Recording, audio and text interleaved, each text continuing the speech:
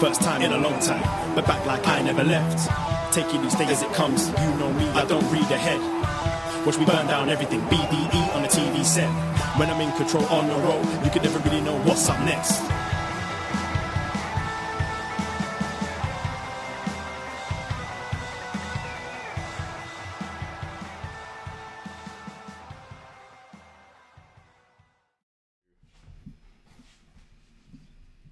Hello. Hello, hello, hello. Braden Herrington here with Davie Portman for Up Next, postwrestling.com, Apple Podcasts, Spotify, wherever you get your podcasts, and of course, twitch.tv/upnext podcast. Hello, Twitch Room.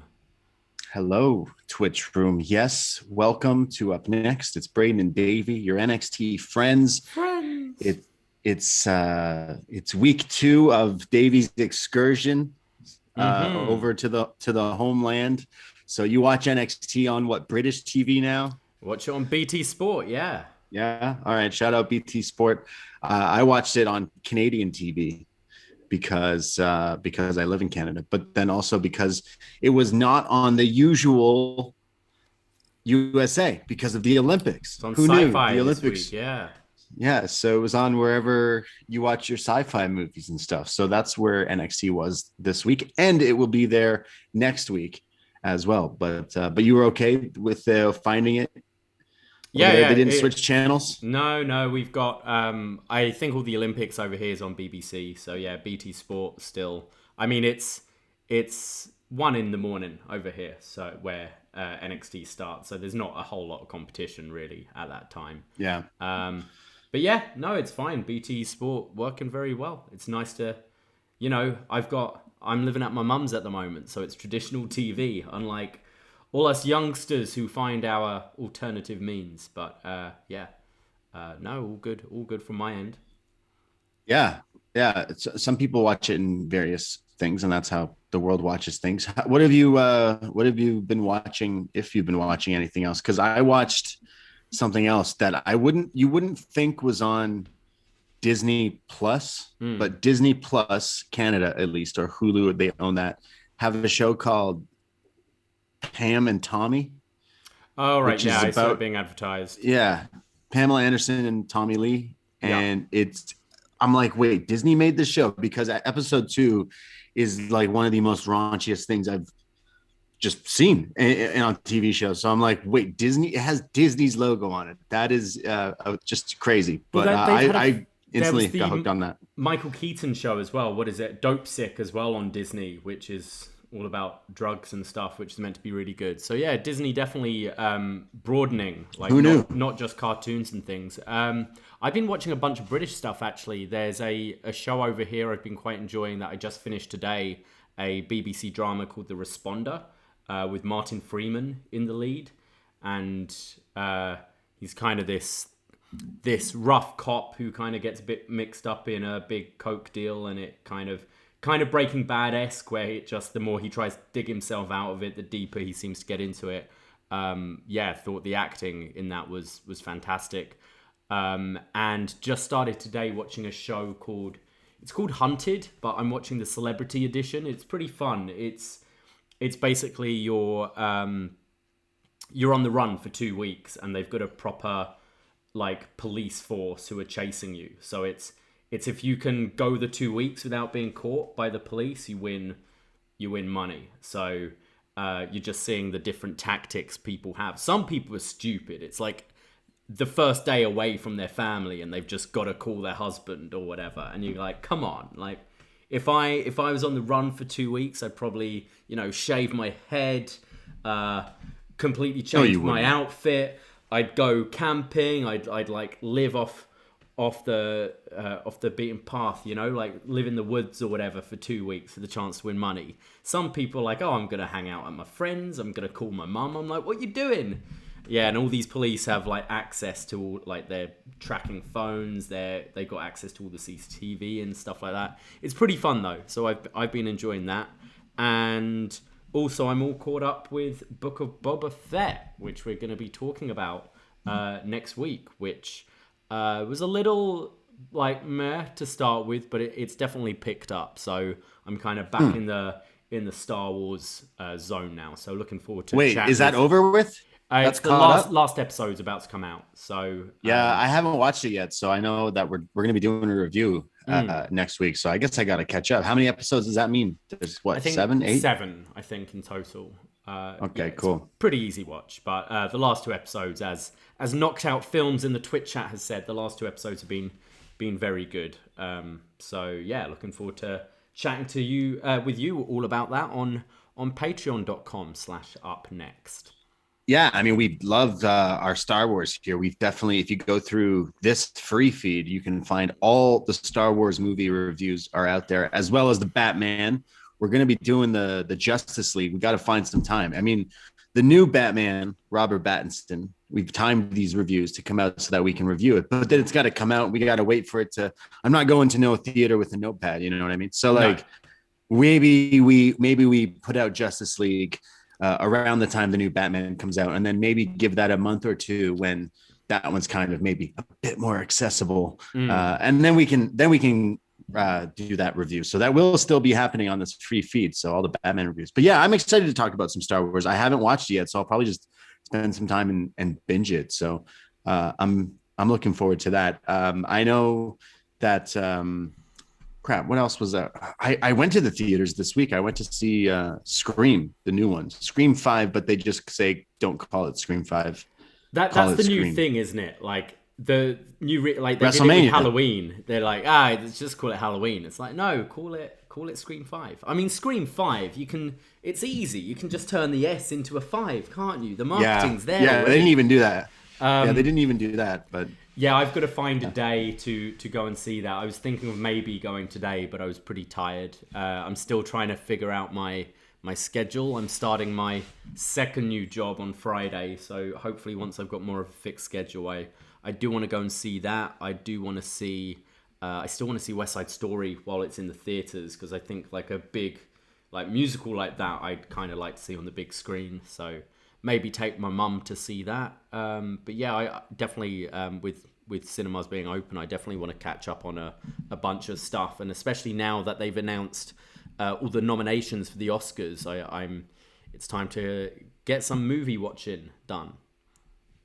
yeah, I watched Encanto. That was pretty lit. I cannot get Don't Talk About Bruno out of my head, and I've listened to maybe about 50 different remixes of it. So I get that song wasn't even nominated, which is crazy considering how huge that song got. But I love Scream.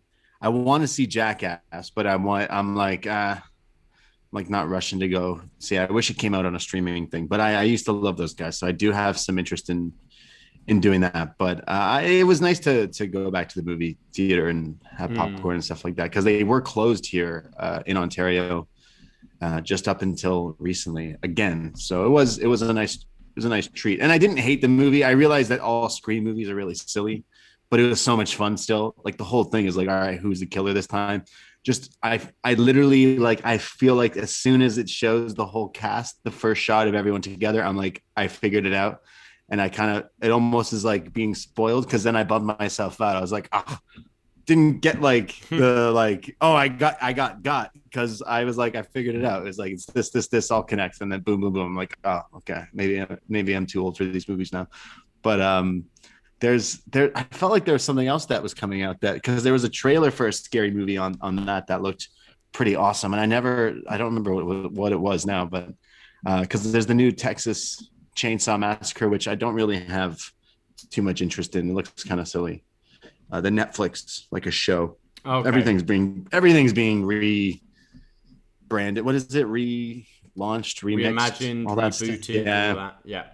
All that stuff. Everything's the same. But yeah, where's the new stuff? I didn't look at some of the other Oscar winners, because I do usually like to check out some of the ones that are nominated, at least Best Picture, and kind of figure some things out. But yeah, I mean, we talking about Boba Fett. I guess we can get some other plugs in for the Patreon, because we recorded a show today, actually, before doing this show, and that was a retro, a pay-per-view throwback. and a review from the 6, sort of, because you're not in the 6, but it's okay. And this one was a 30th anniversary of a WCW show. And we don't usually talk about some WCW, so we decided to do it. Well, the Facebook group helped put it to a vote. But Davie, what did we talk about today? Yeah, we talked about Super Brawl 2.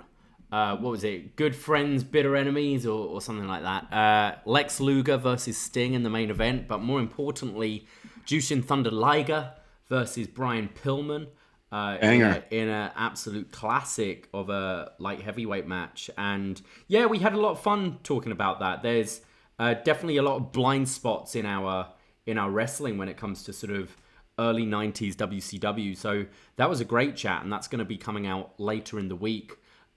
We put out our review of Rush Hour with Jake from the Windy City, who selected that, one of our world champions. That was a fun show. That's in the on our Patreon right now, along with a retro NXT episode where we were talking all about Paige versus Emma for the very first NXT Women's Championship.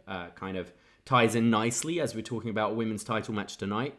But yeah, some fun shows we've got in the bank there, and all leading up to Valentine's Day. And you know, I'm more used to heartbreak than I am romance, so it's a good time to talk all about the Heartbreak Kid in this month's best match ever. More specifically, Shawn Michaels between the years of 91 and 98, his first singles run in WWF. Yeah, this is the first time we've split up. We've put a stipulation on someone. We were like, we can't just say this guy's whole career. We learned the hard way that if we just do that, it takes away a lot of matches. We're going to sit here watching a lot of matches. So we decided to hit the OG run there of the Heartbreak Kid, go through basically a playlist we've made of all these matches, and then we go through, we review and rate them, and then come up with our best match ever of Shawn Michaels. And then maybe one day we got to do his second run, and then what? I think so, yeah. A super show where we put them all together. Decide. That would what it would be, yeah. Yeah. Yeah. No, so many different shows that we have coming out on the Patreon. Like the Rush Hour review was awesome, and that was pretty much a Jackie Chan love fest. And then we got our retro NXT, so many back things. The WCW Super Brawl review is pretty fun. Just so many different things on the Patreon, and everything in that back catalog, guys. And it's only $5 to access any show we've ever done. We had a message. Was it on Twitter or is it on the Facebook group? Someone's like, hey, I just started subscribing to you guys, and I went back and looked through and found the Freddie Got Fingered review with Wei Ting. We're still getting love for that review. So yeah, even that is in the archives there. So go through and find it. Yeah, even if you are a new patron, there are so many shows in that back catalogue. So have a little browse through and see what takes your fancy. I know on the Facebook group we've got posted somewhere on there kind of every film we've reviewed, if you're interested in listening to some of them. And even on this very free feed, if you haven't heard us talk about some film reviews, we mentioned we're going to be talking about Boba Fett, but we've got all our Star Wars reviews on this very feed, along with our Batman reviews. So give it a little taster, see what you think. And for $5, you can subscribe and get over 400 podcasts, all in your feed. Yeah, crazy.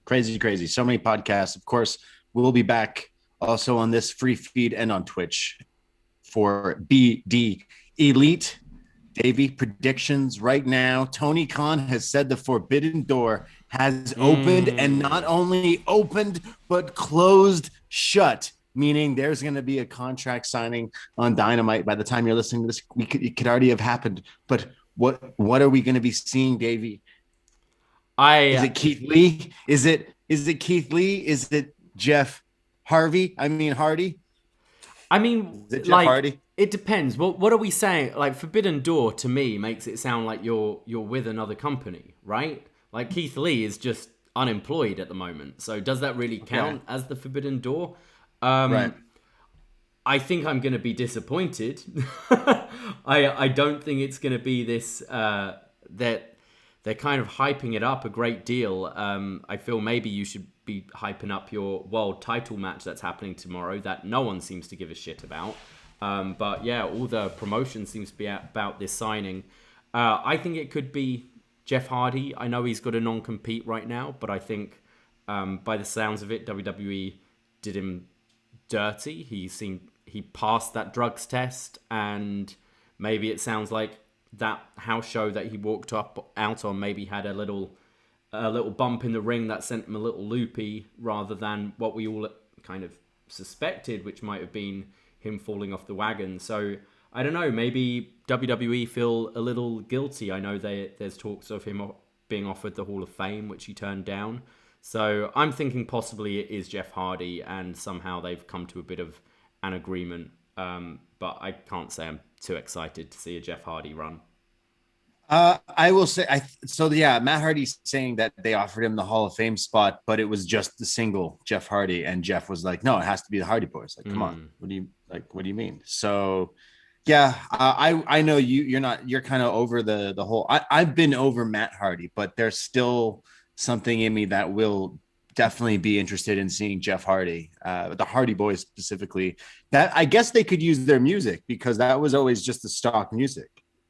Like that theme is in so many, the original Hardy Boys theme, Loaded, I think it's called. It was in so many TV shows and still is used. So like they could use it. I do think that maybe it could potentially not be Jeff Hardy. And he's saying that it's Forbidden Door, meaning that the person is still working in another company. So that could mean the Jeff Hardy thing, but that also could mean someone who is in a different company, like a Will Ospreay or something like that. But I don't know. I guess we'll see. Yeah, I would like to see Keith Lee show up in AEW. I try not to get my hopes up, because last time it was what earth shattering, will change the game forever, and it was Christian, and like God bless Christian, but it was hardly earth shattering. And when it comes to Hardy Boys, like I saw the run, like I had the reunion in Orlando when they came back. They had that thing where they were back together. We've seen the match against the Bucks, and they're both kind of past it now. And I think you've got such a bloated roster. I don't know. I kind of feel, obviously I want to see these guys like your Keith Lees and stuff work, but I've said this the last few weeks whenever we're reviewing Dynamite. Who's the champion right now? Because they're not even focusing on the guys they have, especially Hangman Page, who is their world champion. And it just feels every week it's like, who's our shiny new toy? Cool, we'll get Keith Lee come out to beat Isaiah Cassidy, and then we'll be forgetting about him again in a month. I don't know. I feel Dynamite, while they still, like, I loved that main event last week, I can't say I've been overly impressed with the whole of the show as much as I was, say, maybe 6 months ago. So, I don't know. We'll see who this is, and then maybe let's chill a bit on the signings and let's focus on kind of the roster we have. But you mentioned Will Ospreay. He's having a little bit of buzz this week with a certain match against Michael Oku. Did you get a chance to watch it at all? I did, yeah. I mean, I didn't know who that other guy was. So, but I saw a lot of people were going off about the Rev Pro stuff. I watched Ospreay versus Page's brother. That match was awesome as well, from a few months ago. So he has been on this. What is he trying to be? This Jake Paul from the UK, Will Ospreay. I thought this match, though, the one everyone's talking about, was pretty awesome. Yeah, I watched it today from Rev Pro, and yeah, it was great. It had a little bit of everything. I will say that I felt a bit like a finisher spammy or spot spammy, where it's like they're doing all their moves and there's like over the top deaths and kickouts and stuff. But for an indie match, that was crazy. And I mean, that guy Oku, is it Oku? Yeah, he is awesome, and he looks like super young, and he's probably still in like the twilight of his professional career and stuff. So I mean, awesome. Not in the twilight. He's right in the beginning of his career. Sorry, the twilight. Yeah, fuck. The opposite of twilight. What am I saying?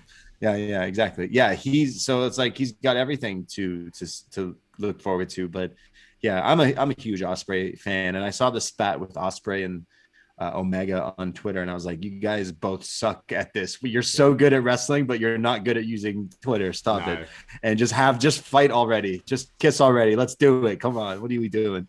So that's what makes me lead to believe that he could he's taking shots at AEW. They do have New Japan doing a show. And of course, what city deserves a great wrestling show? Chicago. And they have announced Ospreay's on it. They've announced that the Death Rider Moxley's on it as well, which could potentially be the match. Okay. Which I think would be a pretty big match. Yeah. But, I also love the match. I mean, if you haven't watched it by now, try and seek it out. It's a great match. But I also love, I liked Ospreay being the dick at the end, constantly lifting the shoulders because he wanted to hit that Stormbreaker. And I think you've got quite a good story there for when you go to the rematch. When you think of those other matches on the indies that have kind of struck over the last few years, let's take kind of Walter Devlin.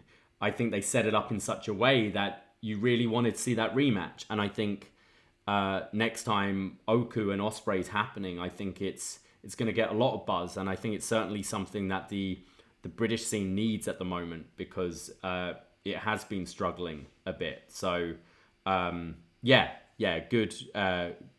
thing for the British scene there. Looking forward to see what more happens. And I want to try and get to see some shows. I could have gone and seen that one, but I didn't. Yeah, true. There's what? Swerve is going to be doing a show for Progress. Swerve versus, I think. Cara Noir at Progress. Yeah, that could be pretty cool. I might, if I'm not working, I definitely want to go and try and see that one. There's another match that got announced today. At first, I thought the way they wrote it down was mask versus mask, but in fact is not. But the match is still happening. Triple Mania has announced in sometime, I think, in April. It's going to be Pentagon Jr. versus Ultimo Dragon. Wow. And I am so looking forward to it. I mean, if you're on Twitch, I have my Ultimo Dragon mask right behind me. But yeah, I'm super excited for that match as well. So all the different wrestling all over the place. But where is the Toronto? Where's the Canadian wrestling? Because we don't have anything going on. I think it's in the streets between truckers and police and everything right now, isn't it? Freedom. That's the wrestling. Yeah, freedom. Yeah, freedom. That's what I want. How is that? There's those of you who don't know, there's a bit of a kind of convoy going on in Ontario right now. It was in Ottawa and now come to Toronto. Do you get much of it outside our apartment from the highway or anything? I mean, yeah, they shut down the highway at one point, right? I could see it off one of our windows, but yeah, we briefly mentioned it last. So it's like this whole convoy freedom in Canada and stuff. And yeah, I do think it's a little bit overblown, and I know people have their views, and they're totally okay with it. I wasn't cool with some of the things that happened with people assaulting just pedestrians or people walking into stores and ripping masks off people's faces and stuff. I think that's pretty sour. And hanging around Nazis and stuff definitely don't help. But I stayed out of it and really had no part of it. But I understand people that have different views, and everything I said isn't the only thing to be represented from that. And I totally see their sides of it as well. But I mean, since then, the city's been back to normal. It's not like Ottawa where they built saunas on the lawn there, and they've been living and chilling and stuff. So it's not quite like that. So at least the people here were, for the most part, like civil in a way. Like they went home at night. So I'm like, I can appreciate that. Of course, there's a lot of bad apples and stuff. But I just want everyone to get along. I'm tired of this illness getting people more divided than we've ever been for dumb reasons. I want to hang out with people and see my friends and family. And so does everybody. Just stop hating each other. Come on. And then what? There's going to be a world war? What's going on in the Ukraine and Russia and China? I don't want to know what's going on. Let me watch my wrestling and pretend nothing else is happening. That's it. Just want to talk about NXT. Just want to know what happens with the Daddy's Rich Girl and the Sailor Moons and the poker players. Yeah. Poker player. That's all I want to know. That's it. I want to know if Hangman's going to lose in a Texas death match. That's all. I just want to care about wrestling. One last thing before NXT. They keep playing the commercials for WWE 22. The next time I see you, are we going to start playing? Is it out? Is it going to be out? Are we going to play it? Oh, it comes out in a couple of weeks, I think. Oh shit. Okay. But yeah, absolutely. I think we'll get it. It'll probably be exactly the same as it was before, but with a smaller roster, I reckon. We already went over this. That's why they have like 8 Undertakers, because they're like, shit, we got like no one else to put in this. They can't put in Free Your Narrative Adam Scher or Braun Strowman. They can't put in who else was in that? They've had to have lost so many people that they were putting in this game.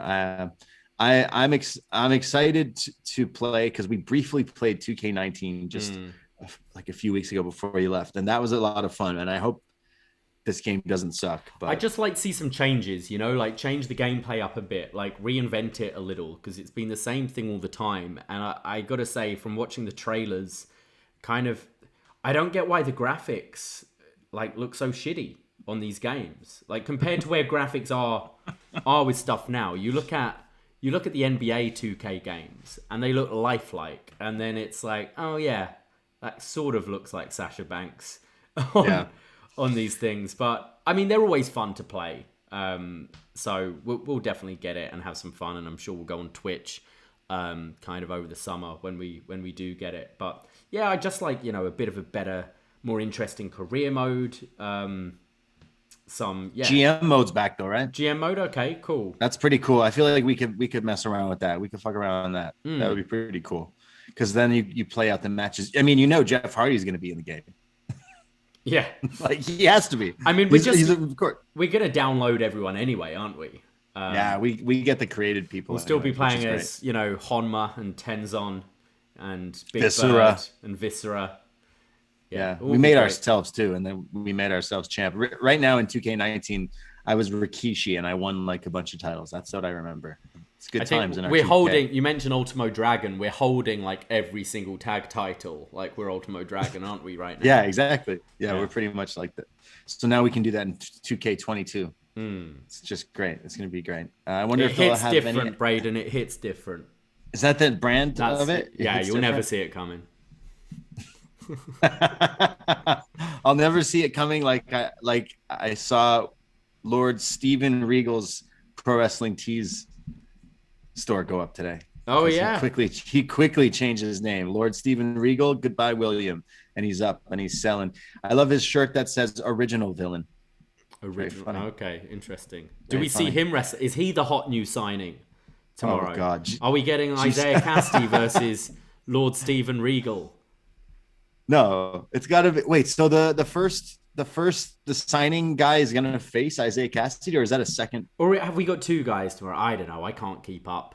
Yeah, I can't remember what's going on. No, William Regal is going to wrestle in GCW against Gringo Loco. Gringo Loco, Steven Regal at GCW. Love it. Light tube match. I'd watch that. It'll be a 5-star match so that people can stop bitching. Yeah, Gringo Loco's lit. Yeah, Gringo Loco's amazing. What do I say? Right. Kenny Powers, isn't he? That's it. He does look like Kenny Powers. Yeah, he does. Well, let's talk about some NXT. Let's do it. From NXT. Tuesday. Yeah. That's right. It's NXT time. From February 8th, 2022, we start off with a match that is part of the Dusty Cup Classic. This is the tag team tournament, the men's side. This is the semi-finals, and the winner of this team will go on to face the winner of the team later tonight, next week, for the finals of the Dusty Cup. But first, these 2 teams have to face each other, and these 2 teams are the Grizzled Young Veterans. This is Zach Gibson and James Drake. Since you've been back in the UK, Davie, have you seen many people doing the James Drake, Zach Gibson steal money from your Uber Eats delivery people? Well, that drama with Martin Freeman I told you about was set in Liverpool, so there were a few scallies in that running around with a stolen bag of cocaine. Right. So yes, I have. Right. But yeah, they've kind of dropped that a little now. They're still they're still doing their kind of strategizing where kind of Gibson's talking through Drake certain plans and things. But yeah, GYV come out. They get on the mic and say, "You are in over your heads. We've had more matches than you've had hot dinners." And the Creeds don't want to hit it here anymore. So they attack them on the ramp. And the match starts. We've got Brutus clearing the ring as I said, Zach and Drake are on the outside kind of strategizing. We get the... Julius does this kind of gut-wrench suplex on Brutus on top of Gibson. We've seen him do. Julius then is just hitting a bunch of these kind of wrestling takedowns to James Drake. And then Gibson tags in, but soon gets the tandem knees to the gut from the Creed brothers.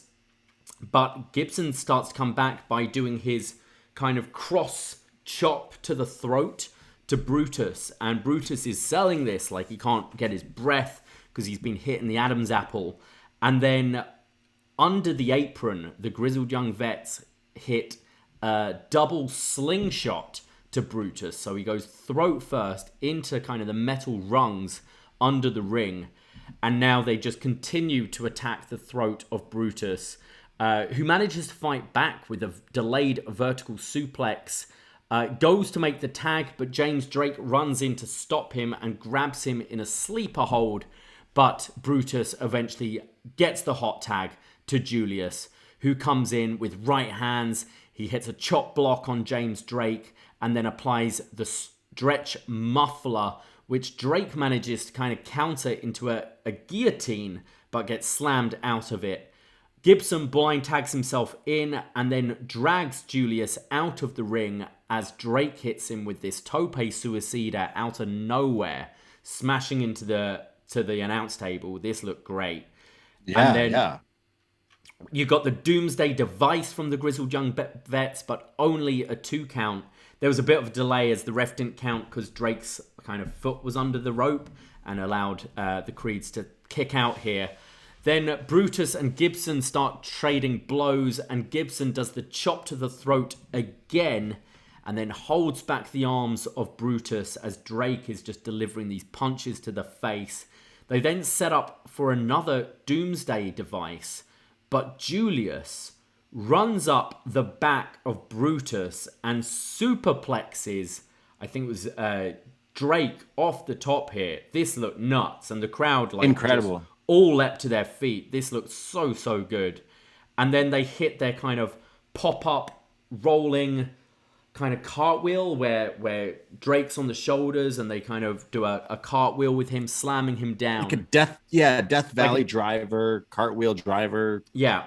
Fireman carry driver thing. Yeah. And then Julius goes to kind of finish him, but Brutus stops him because he's the legal man and just delivers the devastating clothesline and picks up the win. The Creeds advance the finals of the Dusty Classic. Yeah. Wow. What a banger. I'm so happy not only for the Creed Bros, but for GYV. I mean, they've been doing that silly gimmick. They haven't really been hitting the same way that they used to. I mean, Zach Gibson, James Drake, we've seen them for quite a while, and they used to put on just amazing matches. And since 2.0 really haven't found their footing. And I felt like tonight was definitely that match. Yeah, they didn't win, but they got that match that they could prove to people that they're pretty great to watch. And the Creed Bros, I mean, I say it, I think week after week, they're probably the highlight of 2.0 for me, because the wrestling is there. They're coming into their own with these characters. Again, they're like Shelton and Brock, the Wrecking Crew. They're like the Team Angle. They're doing that running Kurt Angle spot, but now you're using your brother's back to do it. It's like mixing Kurt's move with the Hardy Boys moves. It's awesome. This was great. This was probably the match of the night, in my opinion, because I thought as soon as the show kicked off with this, I was like, I had to stop everything. I was like getting ready to make dinner. I was like, oh no, I got to watch this match. And it delivered. The Creed brothers are just great. WWE's messed a lot of things up, but this is just money on the table. These guys, like, so far. You would think so. Yeah. Even like they changed their real names were like the Casper Bros, and WWE changed their name to Creed Bros, which in a way, like, Casper sounds cool too, but Creed Bros sounds like a solid name. WWE, more cooler, more scarier, and WWE owns it, and they own these two guys, and they have Bivens right now as their mouthpiece, but like, how would you lose with these two guys? They're like they're like really skilled. I thought this was great. The wrestling was awesome in this Yeah, match. I agree. And I think you've got to give GYV a lot of credit here as well. I thought they played fantastic heels for the Creeds to go against. And this is the first time we've really seen the Creeds selling a lot. You know, GYV were on top for most of this match. And whereas we're used to kind of seeing the Creeds just slam people around and throw them around, which we got at the end. But this was a lot of them selling. And I thought they did a great job at that as well. And being in there with a veteran team like GYV, I think they more than held their own. This was a great opener.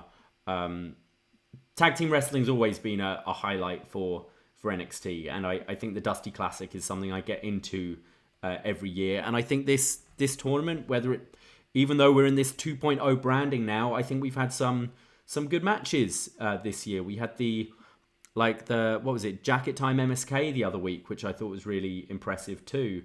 And I thought this lived up to it, and I'm really excited actually to see the final next week. I think it will really deliver. Yeah, we can talk about some predictions when we talk about the team they're going to have to face, which I kind of think we kind of predicted last week, but definitely interested in seeing where the Creed Bros go from here, not only in this tournament here, but just in wrestling. But yeah, GYV as well. Like, where do they go from here? They're just a really good tag team. Put them on the main roster. Invigorate some tag teams there. Why not? But tag team wrestling, it was always a highlight in NXT, but they still go through the lulls where they then don't care about them, and then they don't they don't have stuff to do. So the tournament is something to do. So it is a plus. I think GYV would be suited really well on the main roster, actually. I know they don't focus too much on tag team wrestling. I did catch a bit of Raw yesterday, and I actually quite enjoyed the segment with RK Bro and Gable and Otis, and I can totally see GYV fitting into that kind of thing, doing kind of the comedy segments. But then when it comes to having matches, it would definitely freshen it up, because it's just a lot of Street Profits, Dirty Dogs, Usos, you know. They've got the teams on the main roster. It's just they don't really know how to always use them. But yeah, well, I could see them working on a Raw or a SmackDown for sure. Well, we've watched NXT for a long time, watching it, and you've seen Chad Gable. I mean, yeah, you've seen Otis and Heavy Machinery pour one out for Tucky. What was it? Tucker, yeah. Like, Otis was the one who had kind of more of the background. And I mean, Chad Gable is someone I always thought was just incredible. And I thought he was going to die 100 deaths when he was Shorty G. And then they just change his name back, and then they give him some sort of a push. I'm so happy.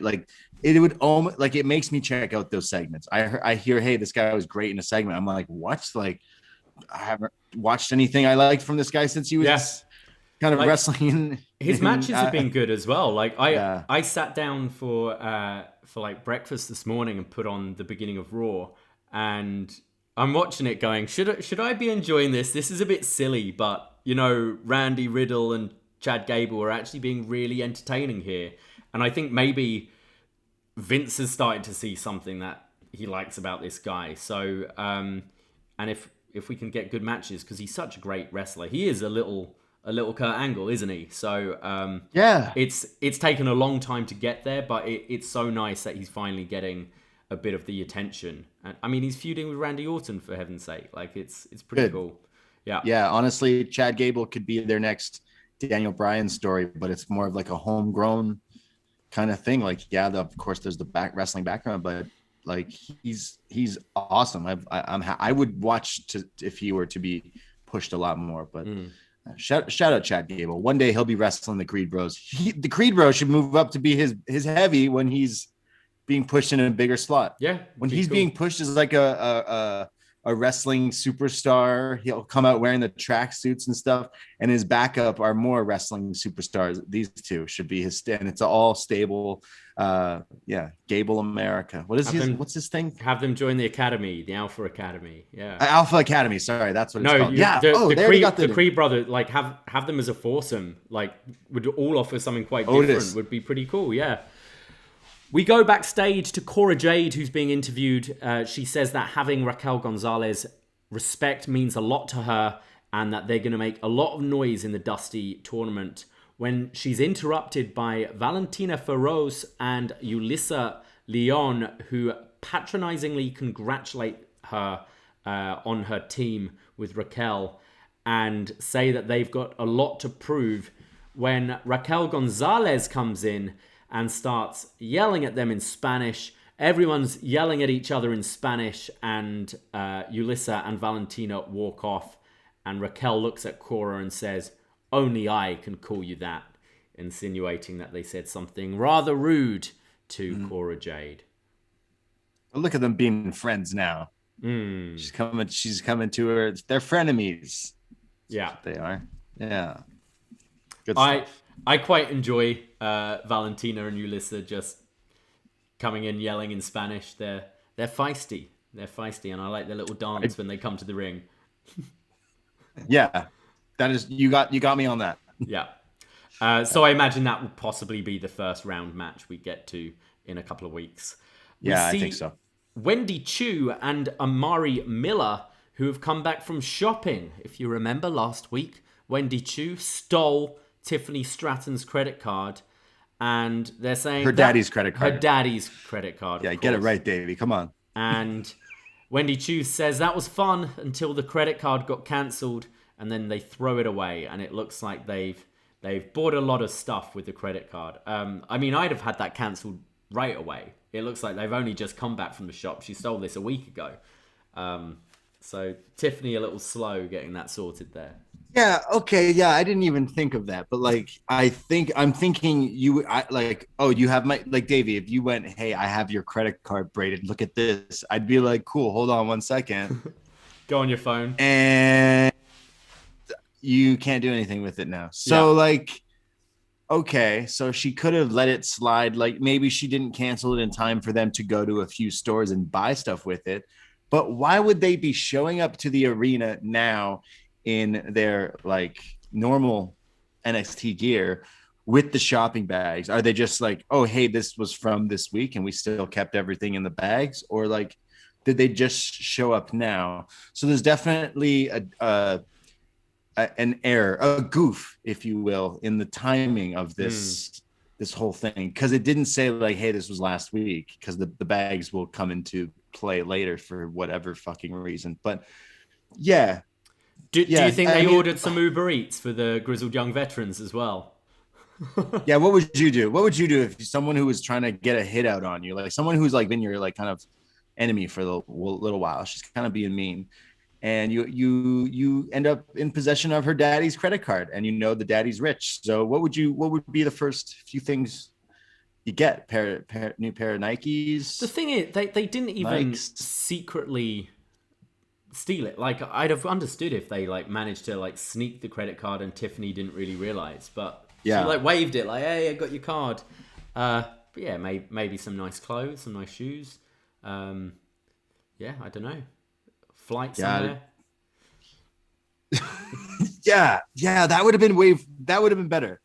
If they just went, "Yo, we just booked a flight, like let's get out of here," and then it shows them like back next week, because I'd have probably done internet shopping as well, because it would have been quicker than actually going to the stores and buying stuff. But yeah, such as wrestling. I don't know. I miss the times when there was like really great storylines in NXT, like when there were storylines about like who shot Aleister Black, or who's Mei Ying. I mean, we had good storylines. There's always been shit storylines as well. Like, let's not kid ourselves that it was top to bottom of just fantastic HBO standard storytelling on this show. It's not been. But this one's literally like, "Yo, this girl stole her credit card." All right, cool. All right, it's so like, it's not even Degrassi. This is like kid. This is 12-year-old version. I don't know, Disney Channel stuff. Anyways. Well, that leads us to our match. Tiffany Stratton versus Wendy Chu. As Wendy Chu comes to the ring, she gives a little kind of cuddly toy teddy bear to a kid at ringside. I know we say this every week, but the fake crowd noise was so much in this segment. Just this whole sounded show like a complete stadium just going wild. This whole show, yeah, the whole show had it, man. They need to drop it out. So bad. They really do. Yeah. The match starts and Tiffany asks for a credit card back, and it starts pointing at Wendy Chu like, "You give me that back." And Wendy grabs her by the arm and starts hitting some arm drags as Wendy does her kind of sleepy pose with the prayer hands by her head. She stretches and yawns and into a headlock. There's then some roll-ups and drop kicks from Wendy Chu, followed by a high kick in the corner, and does the sleepy elbow drop for a 2 count. She then does the sleepy pray hands as she's applying a sleeper hold to Tiffany, and then hits that lovely looking belly-to-belly throw.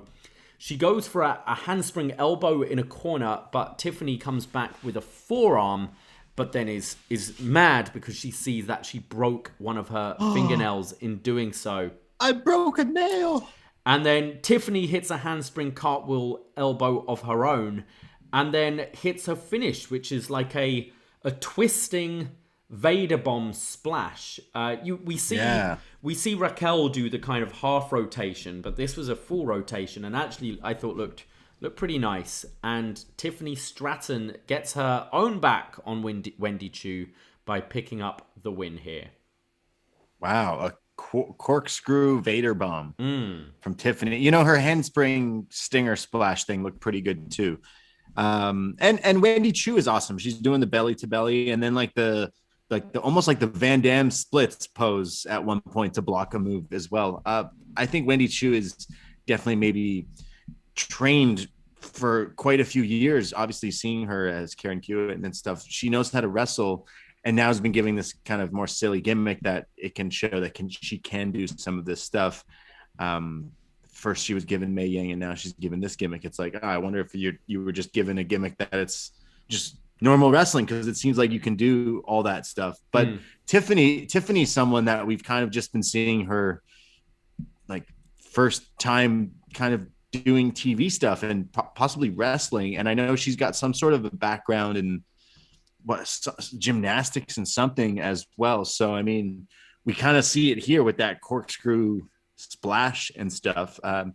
I definitely didn't like, here I am making fun of the silly storyline, which I still think is really, really silly. But in the end, I didn't necessarily hate this match. And I could see with some time, Tiffany kind of going into a different place. I'm trying to think of a funny name for that finishing move, but it would be too weird if it was like Daddy's bomb or like Daddy's corkscrew. It shouldn't be anything like that, because she does use, and the last time she fought, she used the money clip, which is the $1 Million Dream, the submission. So like putting a name like something like that, like the Maxed NFT out drop, or something like that. Maxed out, something like Clueless, or I don't know, something like that. But yeah, no, I don't think it's look, this is Tiffany Stratton's fourth match.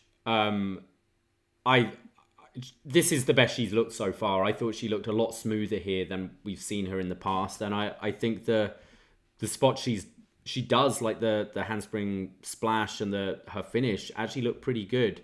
And I thought Wendy Chu worked in her sleepy stuff a lot better this week. Last week seemed very kind of cartoony, whereas this week I got more of the kind of Orange Cassidy, she's trying to fuck with you a little bit here. And I thought it gelled together a lot better. So for a pretty quick match, I thought this did its job. And I think if Tiffany Stratton can keep on improving, like I said, like only 4 matches and she's pretty young, the sky could be the limit. And giving her this character's stupid for now, but at least it's kind of stretching some sort of performing muscles as well. I didn't mind this at all. No, I could see, like, I don't know how far the sleepy gimmick can go for Wendy Chu, which is like it's already like, all right, cool, it's funny, but yeah, I don't know, but the wrestling is there, so maybe it can work. And I think I could also see people getting behind it as well, but still in the early stages. But for Tiffany, I do think, she's clearly got some of the wrestling is there already, but like she's got a look, she's got some sort of a character that she's rich. Okay, cool, but it can work with it. But future WWE Women's Champion Tiffany Stratton. Yeah, I always used to say Io Shirai gets me high, but Tiffany Stratton makes it happen. Oh, you heard it here first, guys. That's right. She's up next. All right. Well, we go backstage to Draco Anthony, who's disappointed because his debut last week didn't go as he wanted, where he lost to Andre Chase. But Joe Gacy and Haaland come in and tell him that he should be proud, that he should keep his head up, and he doesn't have to worry about this so much, and to just be himself. And says, your words mean as much as your actions. And Gacy walks off as Haaland just stares at him creepily. So it looks like maybe Gacy is kind of looking to take Draco Anthony under his wing, perhaps. Or maybe just be fodder for Haaland. I don't know if it's like Haaland sees people and hurts them and gets them canceled. I don't know if he is going to bring this guy into the group, because was it Draco who was the guy drinking coffee? I'm coffee confused boy, there. yeah. He drinks coffee because he gets the performance center at 5 a.m. to train. And then he was heavy hitting and lifting weights and stuff. It's like, he doesn't seem very woke, whereas, maybe he'll be converted. I'm not getting enough of the wokeness anymore. I know you're a big fan of the gimmick of Joe Gacy. You gave it gimmick of the year, but it needs more wokeness now. I'm now, every time I see him, I'm looking for these buzzwords and things now, whereas he's not even giving me those that much. So I think they're kind of going away from it. Sadly, I think they're just going, he's psychotic and he's got a big scary dude with him with all the tattoos. Yeah, like he teased a while ago that he was going to essentially change 205 Live because it's not inclusive, because it's restricted to weight and stuff like that. And obviously 205 Live needs to be rebranded because it's not a 205 weight restriction and it's not live. So I'm surprised they didn't use his gimmick to kind of change that. But yeah, he is becoming a lot more cult leader than necessarily the woke guy. But we'll see. It looks like he's going to be kind of linked with Anthony moving forward. So perhaps more of the wokeness will come out. Well, weeks. I mean, he sees Anthony. He was like, you're in the gym. You're training hard. What was this thing? He was in the army. But then you're drinking coffee. So, I mean, you're woke. You're staying awake. So maybe that's his thing, or maybe he just beats him up. Maybe he could be offended by, the beans that he uses for his coffee not necessarily being like ethically sourced. Oh boy. Yeah. Of all the things they could do with that woke gimmick that we've joked about, and that's what there's a lot more that they could do, and I dare them. We go to Pete Dunne, who says that Tony D talks too much, and since he lost to Cameron Grimes the other week, he's gone quiet. He's not even posted on social media. Well, it must be hard to tweet when you have had your hand smashed by a cricket bat. And next week, we end it where it all started, inside a steel cage. And that's when Draco Anthony comes in and approaches Pete Dunne and says, Tony D'Angelo might not respect you, but I do, and I look forward to sharing the ring with you. And he offers his hand to Dunne. And Dunne just says, whatever, mate, I'm still going to snap your fingers. And yeah, break your fingers. That leads us to our next match. Pete Dunne versus Draco Anthony. Dunne comes out holding the cricket bat. It's his thing now. And we see Gacy and Haaland watching on from the perch. Anthony does get some offense in here. He hits a delayed vertical suplex and goes to do Dunne's stamp onto the hands, but Dunne gets his hands out of the way at the last second and then does his stomps on the hands to Draco Anthony, followed by his roundhouse kick to the side of the head. There are some stiff chops from Dunne, And then Draco starts to get back into it, but gets a little distracted as he looks up and notices Gacy and Haaland watching on, which allows Dunne to take the advantage. He applies Kimura, but then Anthony manages to come back with a nice-looking suplex, which sends Dunne to the outside.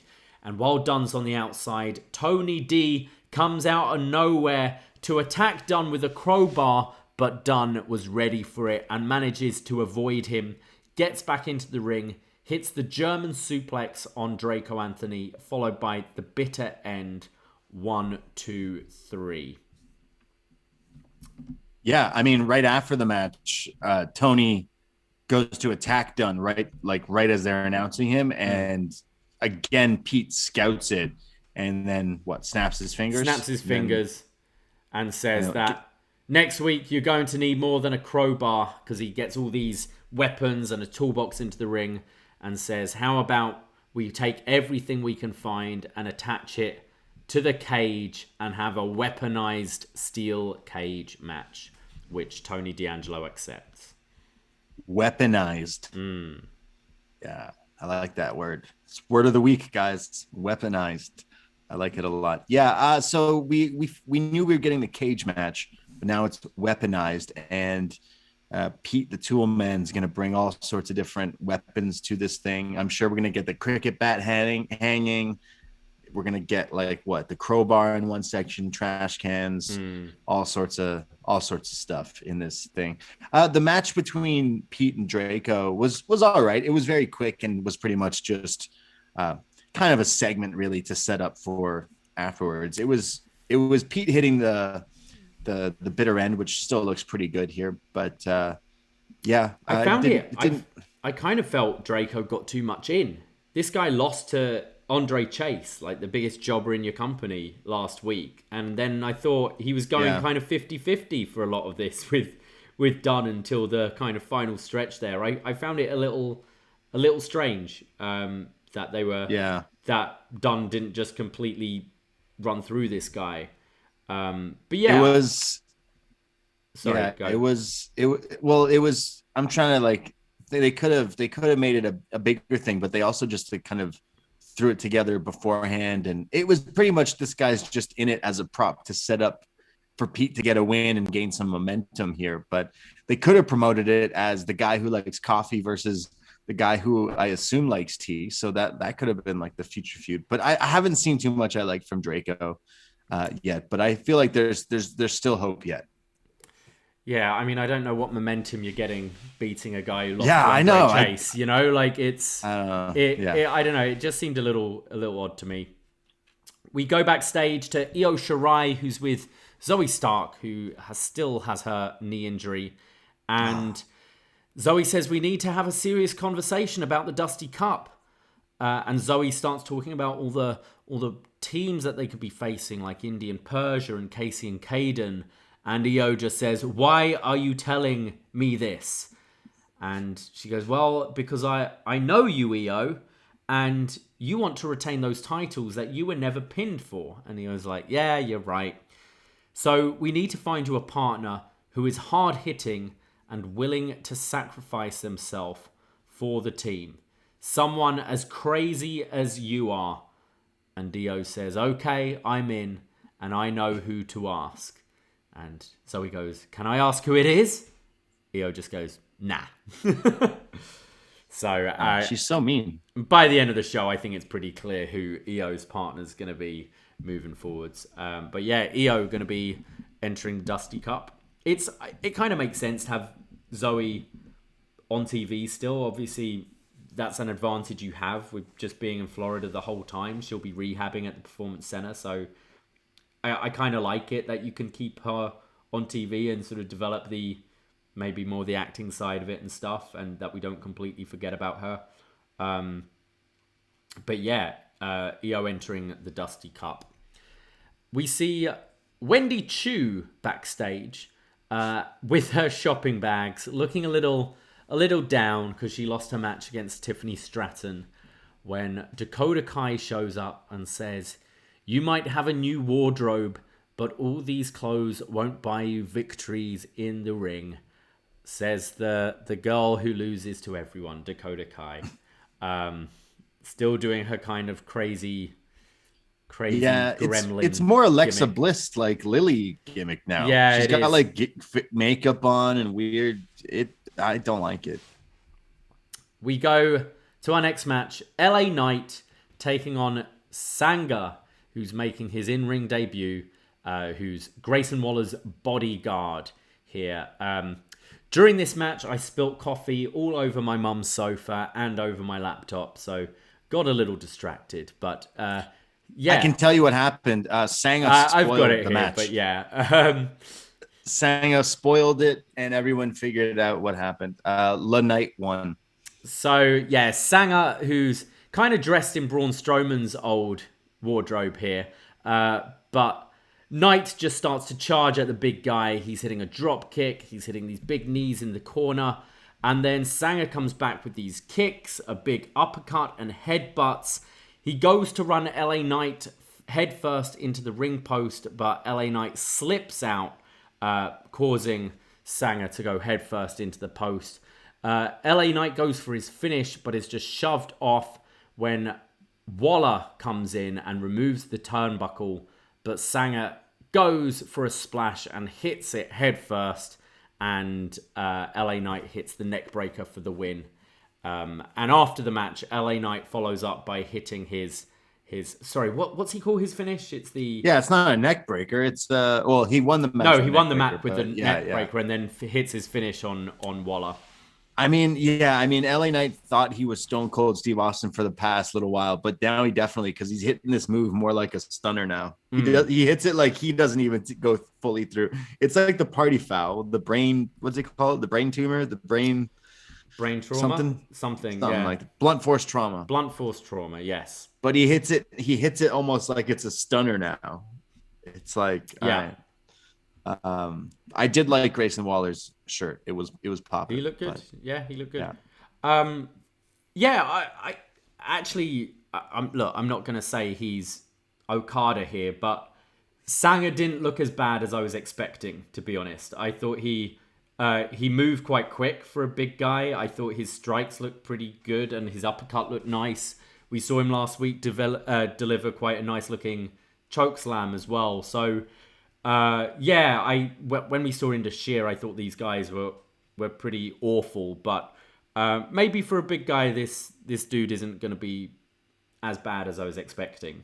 Because I was not, I wouldn't say impressed, but yeah, he moved quite nicely in the ring there, and yeah, continuing the feud with Grayson Waller.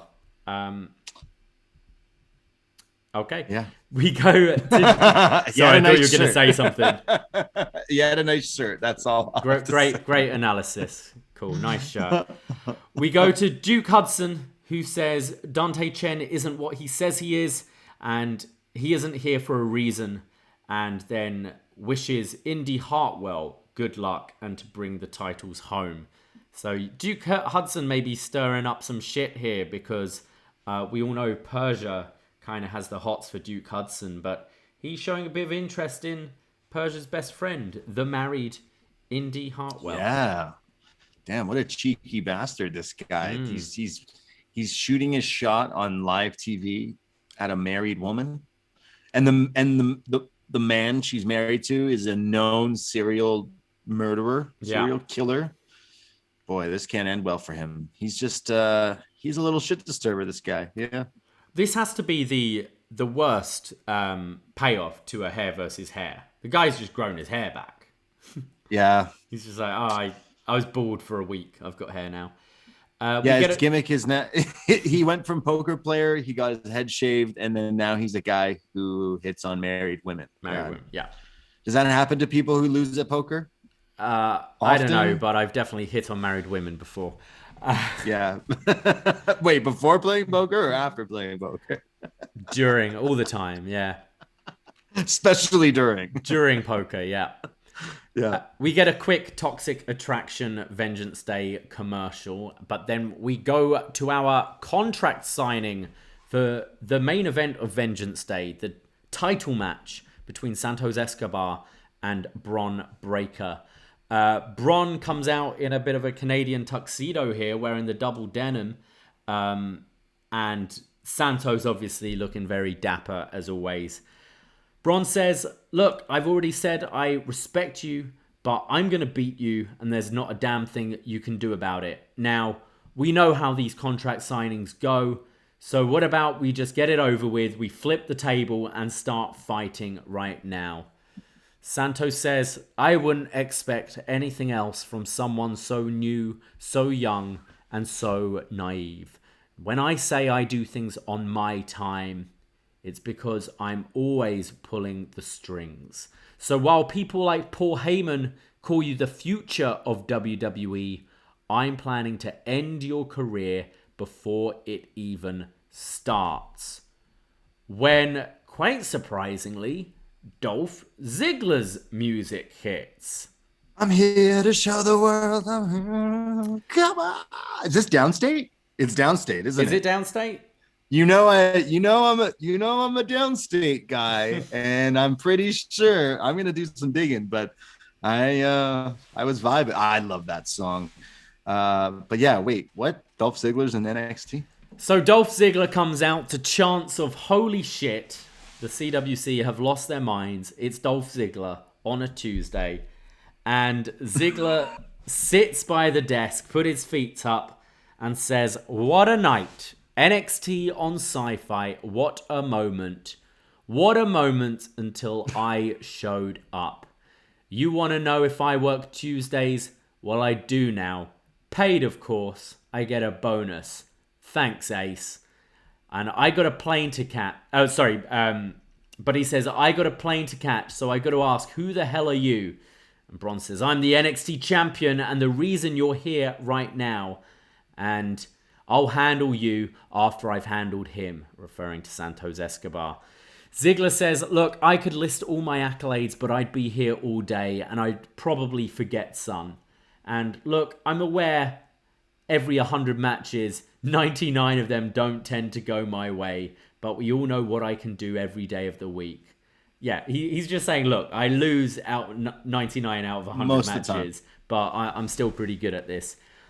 And I have all these accolades: Money in the Bank winner, sole survivor of Survivor Series, IC champion, multiple-time tag team champion, US champion, world heavyweight champion. But there's one title I have not held, and that is the NXT championship. Then the crowd start chanting triple threat, and he says, I don't have to be better than you, which I am, or smarter. All I have to do is be in your head.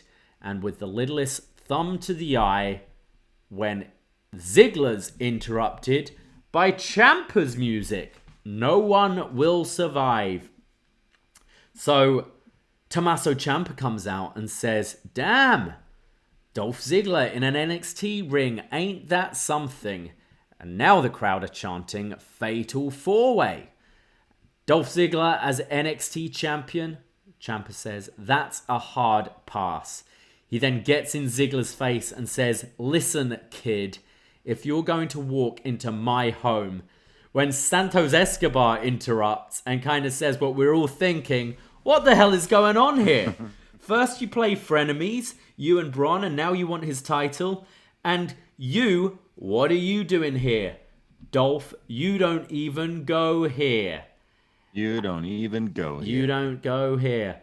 Now, this is what's going to happen. Once I become the NXT champion, I'm going to handle you, and I'm going to handle you.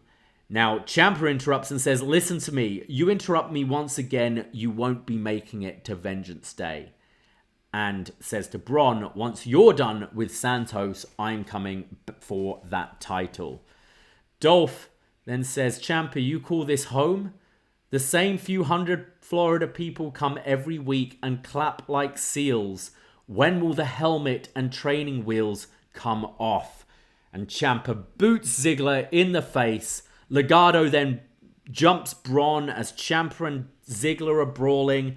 Breaker just kills both of Joaquin Wilde and Raul Mendoza. And then he's left with Santos in the ring. And Santos goes to charge Bron, but Legado also jump Bron, and they pick up Bron and slam him through the table. And Santos says, "This is my time. See you next week, young champion."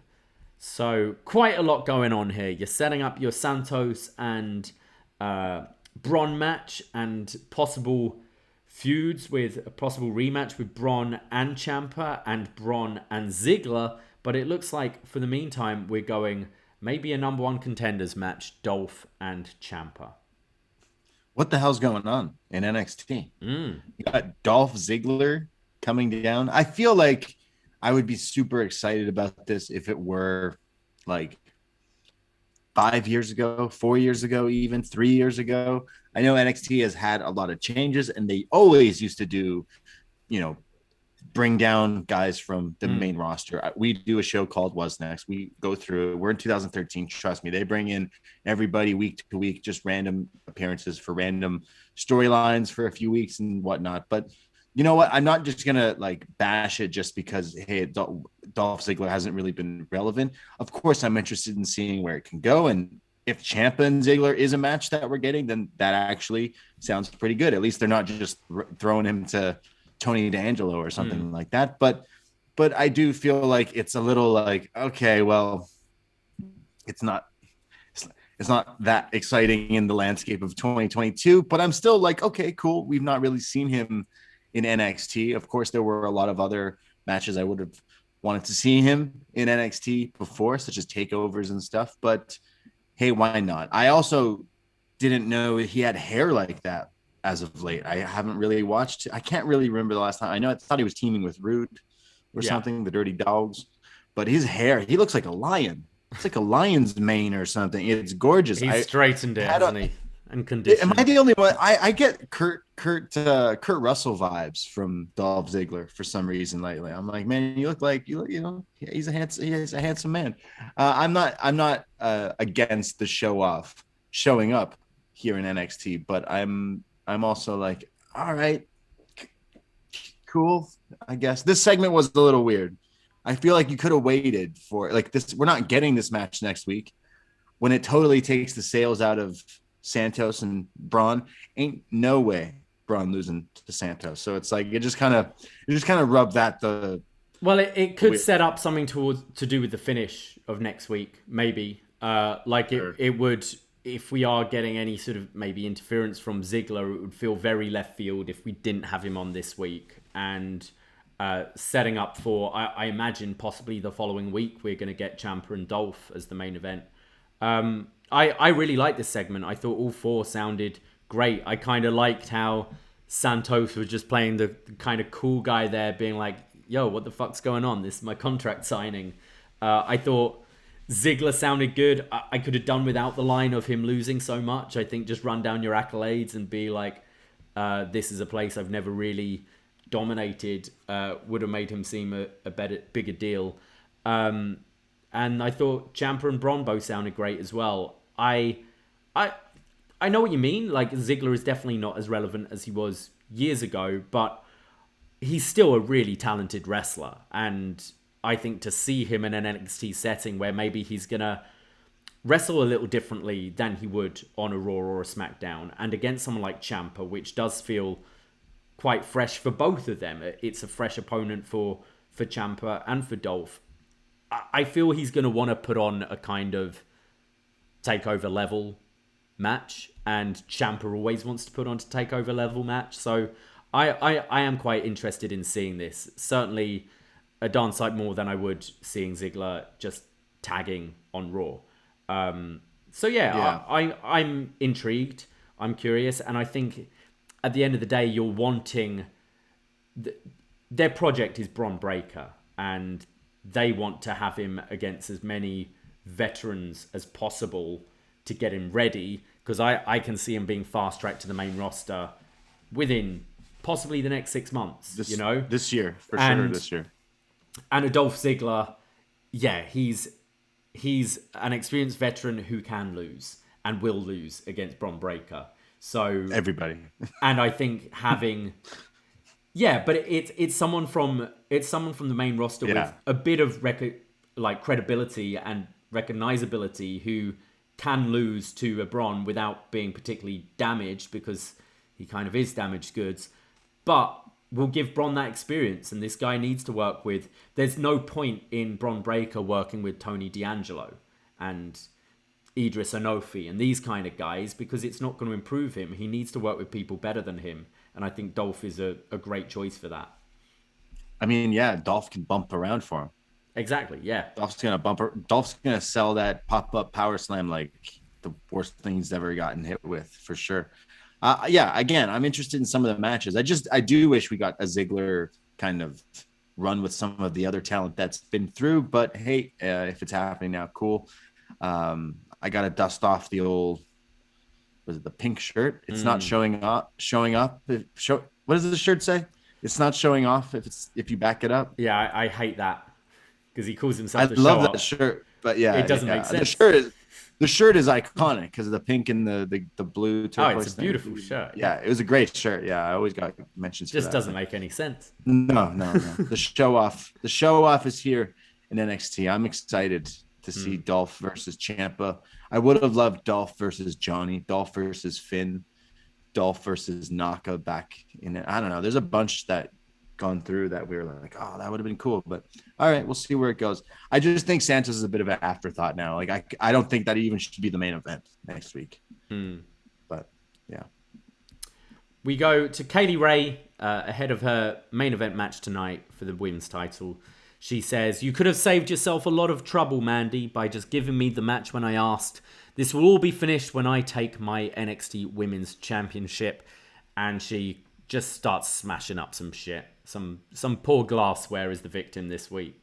She cuts the promo and then she like gives us like sly look at the camera and then looks over and there's a table that's clearly been set up for this promo, all this glassware, and then like she smashes it. It's like, okay, all right, cool.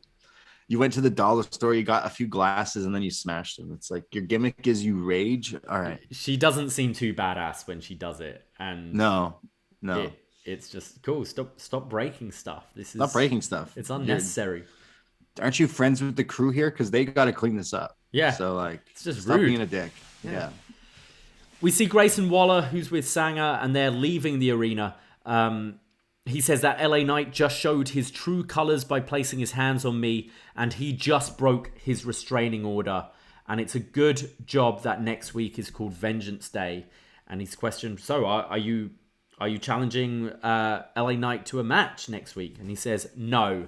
Next week is going to be LA Knight getting arrested. Karma is a bitch. If I was LA Knight, I'd just take next week off. You don't have a match and you're going to get arrested. Just stay home. Okay, so he's basically saying, hey, LA Knight, you're going to get arrested next week. Yeah. Because you hit me. You attacked me. You broke your restraining order. See, this is where William Regal is needed to get rid of this tomfoolery, this bullshit. Like what? Okay, so yeah, LA Knight's just gonna send in a video and be like, yeah, He said I'm getting arrested. I'll come back next week. Just leave, bro. Yeah, just leave. Famous words by me. Just leave, bro. And hopefully he does that. I don't know.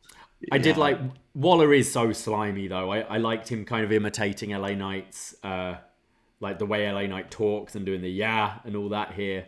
I think Waller's very good and comfortable on the mic. He definitely makes you hate him. And he's got nice shirts. He does. We go to Sarray versus Dakota Kai. Sarray goes for her running like death drop kick in the ropes, but Dakota... we didn't even talk about her epic entrance again. She's still doing this. Are we to talk about the same entrance every week? It's the same thing. Do they just pre-tape the whole thing now, or they just pre-tape the beginning thing where she's just walking? Yeah. Like if she's definitely not going to be in 2K22, but like this is an entrance you would see in the game where it's like someone's character walks through and then whoosh, they're a different person and she's ready to fight. She looks a step up from what she looked like when she first showed up here. Like the superhero version of her looks more, I don't know, improved, I guess you could say. So Sarray misses her drop kick. Dakota Kai follows up with her face wash kicks in the corner. Sarray comes back with a missile drop kick for a 2 count, followed by a sunset flip for a 2. There are then these pin attempts. They're just rolling back and forth, the 2 of them, for 2 counts. And then Dakota goes for her running boot in the corner, but Sarray misses and then kicks Dakota in the midsection and then hits the killer dropkick in the ropes, followed by the Saito suplex, and Sarray beats Dakota Kai quite convincingly. Oh man, the backs drops driver suplex thing she just dumped her on her head. She folded her. She looked like that looked like it really hurt. 100%. She dropped her. I know Dakota is not a big wrestler, but you got dropped upside down on your head. That looked like it really hurt. Dakota, it looked like there was like a miscommunication in this match where she went for a spot and Sarray wasn't ready for it. So Dakota then did it again. And then they went through with the moves. And then it looked like the same thing happened, but for a different move. So I felt like there was like some maybe communication issues in what was going where. But I mean, the final 2 moves that Sarray does, that drop kick always looks crazy, but that finisher does look pretty cool. It's almost like she's a super happy character, but her finisher is dropping you on your head. It's weird. It doesn't really fit the both her moves don't really. I think we said this when she first showed up.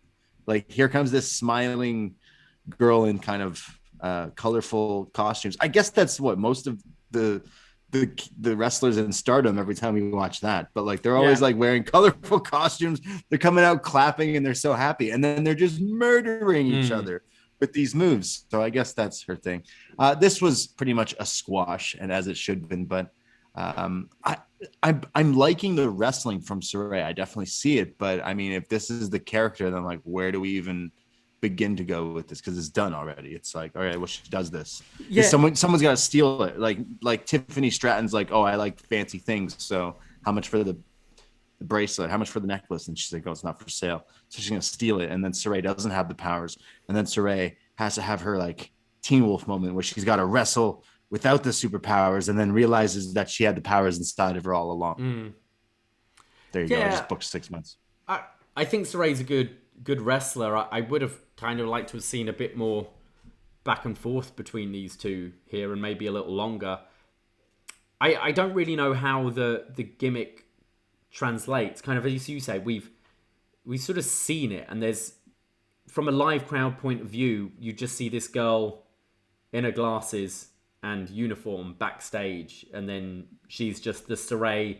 There's not much difference from the Sarray we used to see. She's dyed her bangs. That's about it. And I don't think she really, apart from her picking up wins now, she's not really wrestling any differently from before either. I feel there needs to be maybe a bit of a bigger change, and I wonder how you'll make. Maybe we need to see Sarray kind of in the ring as her other side, like not wrestling, but kind of in front of a crowd in her alter ego or something. I don't really know. It feels like this is the full evolution of it now. You know, it's where do we go next? I like her theme song. It gets stuck in my head, but yeah. We go to the barber shop with Trick and Mello. They're with their mates hanging out at the barbers. Duke Hudson's not there for some reason.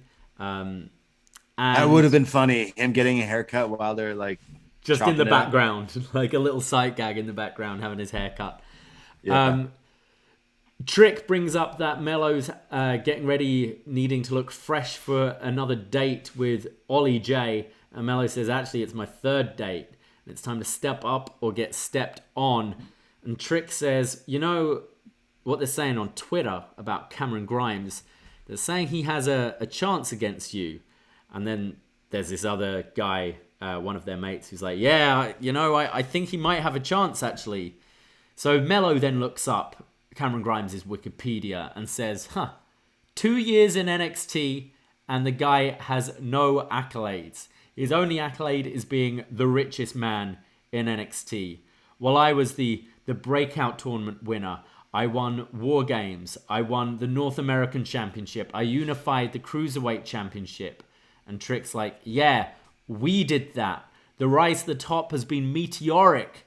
And Grimes has won some matches, but not to this level. And Melo says, yeah, I'll give Grimes his due. He's talented, but he's talented over there. Melo does numbers, and at Vengeance Day, that's all it is, and all it's ever gonna be. I quite like the setting here. It was a little different, and I wouldn't mind seeing more of stuff like this, just like Melo and Trick hang with their boys. And I think the barbershop, it is kind of a hangout for some people. So I thought this was kind of a bit fresh and different and got us out of the arena and kind of did the job, just them shooting the shit about their opponent next week. I didn't mind this at all. Look, barbershop is such a spot for something that hasn't really been used in wrestling. Definitely, when I think of barbershops, I think of Scarborough, Ontario, where you go, you think you and your boy are going to go get haircuts, and then you're there for an extra half hour to an hour because you were talking about, I don't know, wrestling, sports, whatever. It's usually, and then people come and go. It's the thing. They make movies about this. They call it barbershop. Yeah, there's barbershop too. There's there was also Brutus the Barber beef. Yeah, so. that would be amazing. Yeah, that would be amazing if they could ever.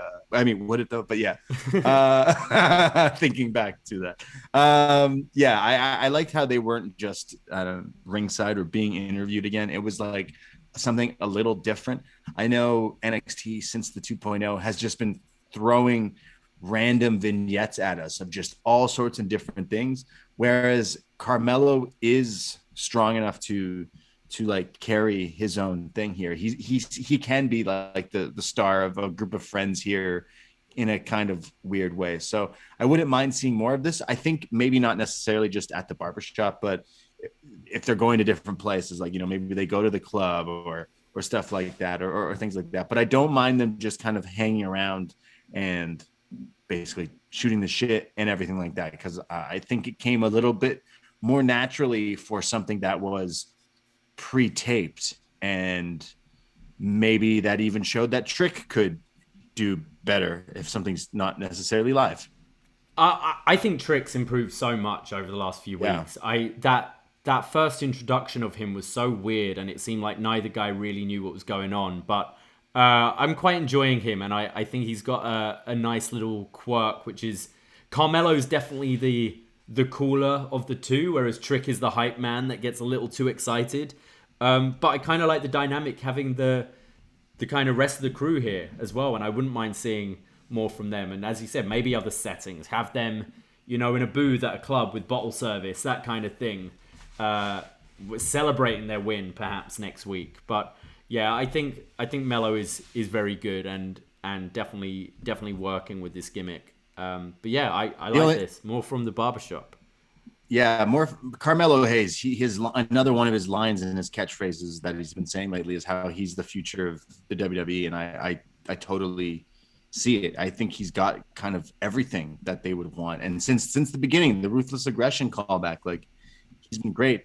Except I noticed that he could be lying, because he said that he's got another date with Ollie J tonight. He said, which is the third date, and we all know what that third date means. But I just so happened to follow Ollie J on Twitter since she showed up to NXT, and I saw her posting earlier today, asking followers, "Hey, does anyone know what kind of COVID tests are good to fly? Because I'm not sure which PCR or what's the other one? Lateral flow and all that." Yeah, all that stuff, because she's going away to a different country for a vacation this week, and she didn't realize this until now, so she's rushing to get her thing. So I hope she got the right test and the right information. But does that mean Swerve's going on a date with her to a different country, or is she going away without him? I don't know. I mean Swerve. Sorry, not Swerve. Carmelo. Damn. It's like, is she breaking kayfabe? Nah, I mean, if she's asking tonight, I doubt she's traveling tonight. Yeah, I don't know. Maybe That's suspicious. Mello could pick up some tests from the PC to to give to his date. I don't know. I was just on Twitter earlier, and that tweet popped up. And I'm like, wait, who the fuck is Ollie J? Oh yeah, Ollie J. Wait, what? We go backstage where we see Indie Hartwell on the phone to Dexter, and she says, "Tonight, you and me bubble bath." And then Persia comes in and says, "Who was that on the phone?" And she asks if it was Duke. And Indy says, "No, I told you that Duke is trouble." And she's like, "Well, he was asking about you earlier." And it's like, no, Duke's trouble and you should stay away from him. And then Gigi and JC come in and try and kind of get into their head and kind of insinuate that Duke and Indy might be having something going on. And Persia says, "Look, we're going to beat you next week for the titles, and then you and Mandy can all console each other as you'll be titleless." As Gigi pulls out a picture of Indy and Duke Hudson looking quite close together. And they all brawl. The four of them just start fighting each other as the photo's left on the floor and the camera pans in on it. Yeah, is it because like they're always in locker room? Not even locker rooms. It's like lockers, like at the PC. So it like I keep thinking this show is like a high school. It's like wrestling high. It's WWE high because I feel that way when I watch it. But it's like they're always in lockers. Everyone's getting their heads slapped against lockers and stuff. And now they're introducing this. We had Duke mentioned the line about Indy, and then now they're showing a picture. It's like, is Indy? What did Indy date Duke in the past, or are they hooking up? What's toxic attraction insinuating here? Just more horniness here in NXT. Yeah.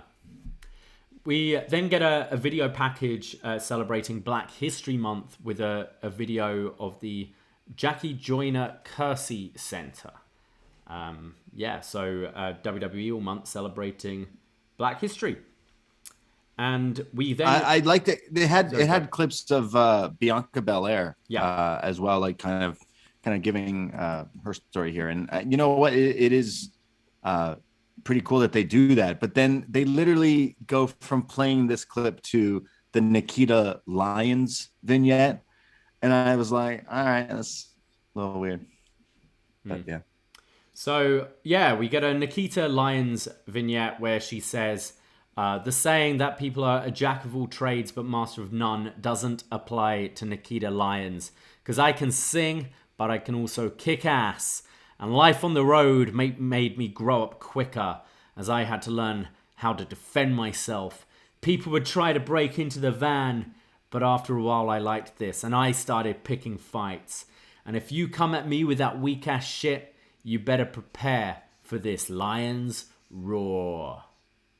I did like that line. She's like, hey, remember, lions roar.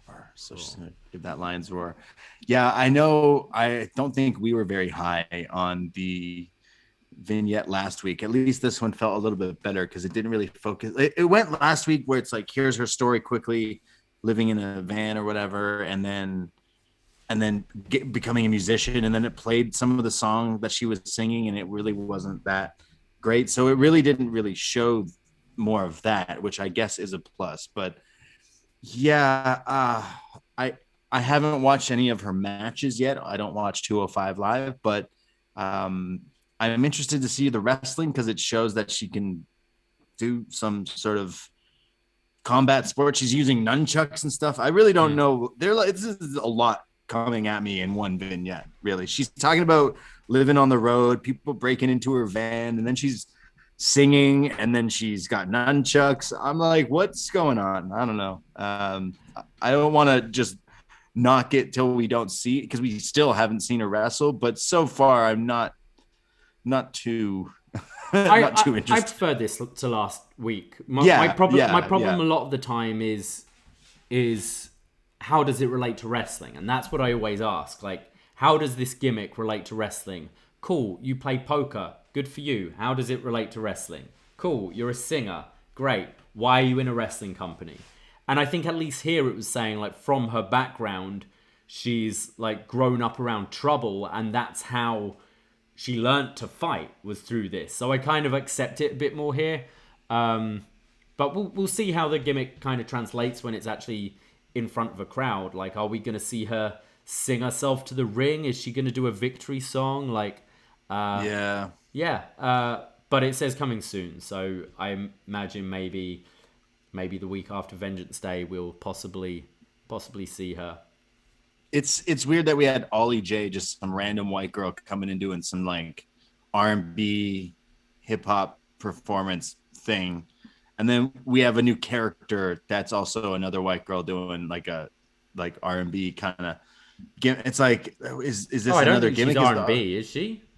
It seemed that with the song last week seemed not great, but I like music and I like wrestling. So why putting the two things together? Like, why doesn't it usually gels? But I don't know. Are we going to get another Jillian Hall? So far, it looks like she actually knows how to do like the combat sport of it, the wrestling or fighting or some sort of thing. So I don't know. I'm more interested in seeing that aspect. Here you are talking about singing and fighting and stuff, going to tours and stuff, but then the clips of her like in the gym is with nunchucks, where I'm like, okay, can I see you beat someone up with nunchucks or something? That would be all right. For an object. We go backstage to Briggs and Jensen, and Briggs is telling Jensen that he needs to rip the band-aid off and just ask out Caden and to take his silly hat off and look presentable. So Jensen goes up to Caden Carter, who's with Casey Catanzaro, and says, hey, I thought maybe we could hang out on Valentine's Day.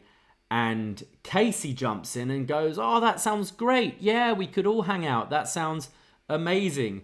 And Jensen kind of stumbles and then just says, I want to marry her. But they didn't kind of catch this. And then he's like, oh, man, I kind of messed up there. And Briggs is saying, you idiot. Why did you say we? You were meant to ask her out yourself. So Briggs says, Jensen goes, hey, look, can you take Casey to the movies next week? And then maybe I could spend some time with Caden. And he gives him some money to take Casey to the movies. And Briggs is like, hey, you've given me $8 sweaty bucks. It's like $20 a pop now. What are you doing? It's like, oh man, I'm poor. Sorry, they don't pay me too well in developmental here at WWE.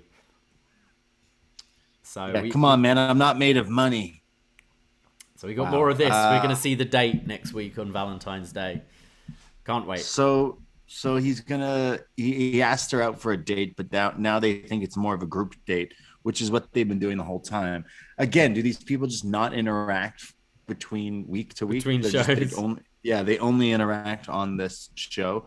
Also, Casey and Caden are chilling in an emptied out backstage room by themselves, talking, looking just chill. And then the two guys come in, and then for about 20 seconds they talk, and then the girls go, oh, hey, well, nice to see you. Nice, we got to go. See you later. And then leave the abandoned room that they were just chilling in backstage here at the PC. It's just very, very odd. Again, the more I watch this show, this 2.0 specifically, it feels like they're making it some sort of TV show where the characters are kids and they all go to class together and they all then intertwine and wrestle, and I hate it. I hate it so much. I hate Briggs and Jensen, and I hate Casey and Caden, and deep down, a part sick, twisted part of me can't wait to see this date next week. So let's fucking go. Yeah, I'm kind of with you. I don't like any of these, but I also get a sick pleasure watching it because every week I kind of just laugh at how bad it is. So you poor bastards. I'm for the date. hopefully, the date goes swimmingly and stuff. It's not the third date, but the first date, it's even more important. But what's gonna happen? There's so much. Screw the world title match. I don't care about it. I do care about the date. We go to our other Dusty Classic semi-final, MSK taking on the team of Malik Blade and Idris Enofe, who were not introduced as BBC. But still not going to team names. Still need a team brave, name bold. Here. Yeah, because they're brave and they're bold and they're confident. BBC. Exactly. Nash Carter hits a Bronco Buster to Blade for just a 1 count. And then Blade ducks a flying kick from Carter and manages to tag in Enofe. Wes Lee comes in and hits his kind of crazy combination he does, followed by the Shining Wizard to Enofe. And then he does the kind of catapult on his knees with Carter coming off the top rope to the stomp to the chest neck area of Enofe. Always looks crazy. Yeah. I don't know how this one would hurt.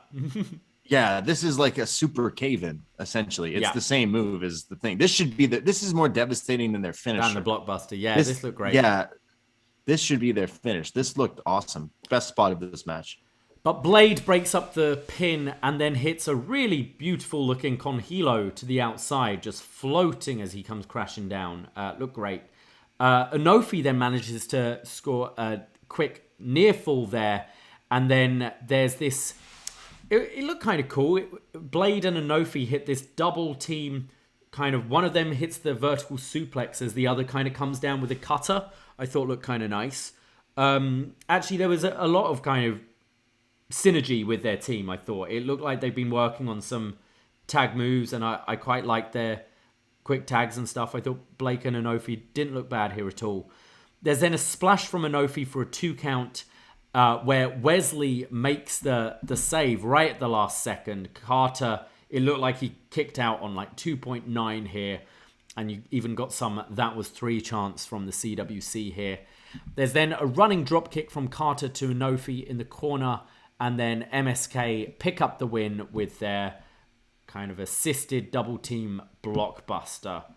I quite enjoyed this. A lot of it was in commercial break. It was kind of a shame this didn't get the full segment treatment because, you just kind of quickly go to the finish after. But to be expected, MSK win here. But I think Blade and Enofe looked pretty promising as well. And this was a fun match. Yeah, I was expecting like more time. That's definitely been an issue here in 2.0 world because they don't give these, even if for some reason I get excited about a match, which isn't often in this new 2.0, they make it like short. So half of it, like you said, was in commercial. I was watching it on Sportsnet. They would promote picture in picture, but they don't have picture in picture. No, they don't over here either. So, like, I didn't watch half this match. That's a criticism I have of AEW Dynamite lately because they spend all this time doing backstage shit. And then as soon as the match starts, they go to picture in picture and then they come back and then they go to picture in picture again. It's like, just play the wrestling. I know I've said it a million times. There should be, like, don't break during a match. Just do that. Just don't go to commercial during a match. Let it play out. It's like sports. They don't ever go to break when it's a play. That is unheard of. But because this is fake, we go to break, get those ads in. But you know what? From what I saw from all 4 guys, I still got to see some cool high-flying stuff that I knew I would see. So I wasn't like – I was disappointed because I wanted longer, and I knew that there's probably is a better match in there. But it still has some cool stuff. That stomp was pretty incredible. We get a little video package for Cameron Grimes, who's going to be challenging for the North American title next week at Vengeance Day. We see him in Cameron, North Carolina, and he says, "It's no secret I've come from humble beginnings. No one has taken so many blows, had to adapt and grow, and I came out the other side a self-made man. I had the big house, the fancy cars, and money in the bank. I have everything except what I came into this business to be. And I would trade it all and live in the trailer park if it meant that I would come home and see the championship on my mantelpiece. Mello, we know you're on the fast track, and there are 2 ways to go in this business, and 2022 is going to be my year, because Cameron Grimes has a one-way ticket to the moon." I like Grimes. Like, I don't like how he's been just regular guy Grimes. But I thought he did a good from rags to riches kind of story here. The shot of him walking through this, like, what was it, a trailer park or something in North Carolina, kind of, it looked cool with him talking. I think the more I'm bored of the boring Grimes, he's coming into his own of actually like evolving and more so growing up. Whereas like, hey, like if you're cutting kind of more serious promos, then, you know, maybe down the line in WWE main roster, you could be cutting promos like this and stories like this and kind of putting people in your shoes and stuff like that. He's being the baby face who got rich but never got the title and stuff. Again, we know he's not winning, but they did a little good job of getting some story behind the match next week.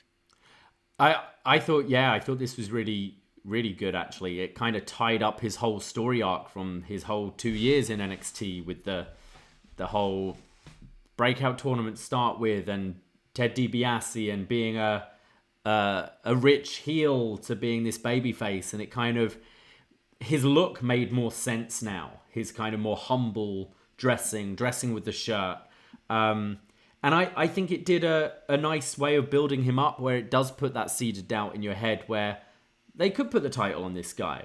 I definitely see it being more likely now than I did a week ago. So I'm with you. I expect Carmelo to win, but I think there is story to go with Grimes as well holding this title, and it would be nice for his character and kind of little cherry on the top of his whole story arc he's had the last couple of years.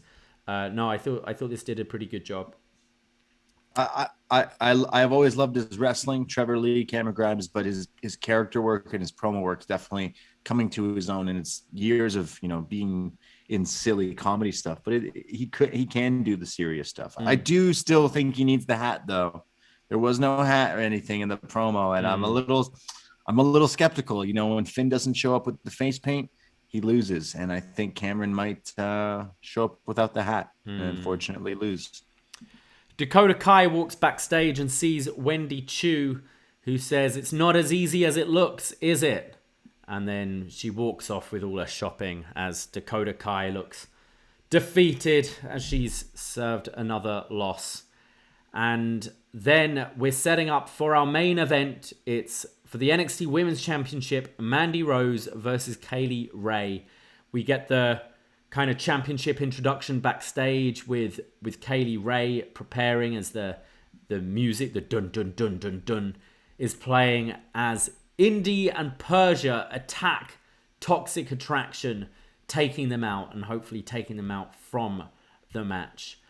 But we go into our main event and Mandy goes for a pump kick immediately, but Kaylee Ray ducks and starts the attack. She hits a tope suicida to the outside, but Mandy comes back with a spine buster for a 2 count.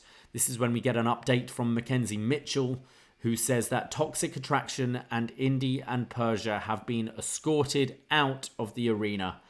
We then get a second rope moonsault from KLR for a 2 count. Ray then goes for a submission with her legs like just wrapped in kind of a figure 4 around the neck of Mandy Rose. And then she goes for the KLR bomb, but Mandy counters this into a code red for a 2 count. Kaylee Ray goes for a super kick, but gets rolled up for a 2. And then Kaylee Ray connects with the super kick this time. And this is when JC runs out, obviously not escorted out of the arena, because she climbs onto the apron, distracting the referee as Gigi Dolan shoves Kaylee Ray off the top rope, allowing Mandy Rose to hit the Rose trigger and pick up the win, retaining the title. Before we go to the post-match, what did you think of this main event? Yeah, it was pretty much what I expected. I expected Kaylee Ray is going to show us that she's pretty damn good at this wrestling thing, but is just out here to kind of help Mandy Rose kind of maybe learn or get over here. It was pretty quick. They didn't give them much time. And I'm just sitting here waiting, being like, oh, okay, so Toxic Attraction was taken out before the match. Mandy looks nervous, which means in wrestling term, when are they going to show up and help her win? Which they did. But it wasn't necessarily bad or anything. It just was kind of quick and kind of just literally went, all right, hit this post, hit this one, hit this, and we're out. It was like literally everything you knew that was going to happen. Kaylee Ray is pretty awesome. I know we talked about doing an ICW review a few weeks ago on the Patreon. Someone selected, and watching back Kaylee Ray just like 5 years ago or something, it's like, oh man, she's pretty good. She's someone who I think kind of gets it. Unfortunately, maybe not so much here with this Rage character, but I still think she's a pretty good wrestler. Lots of like the crazy suicide dives, moonsaults.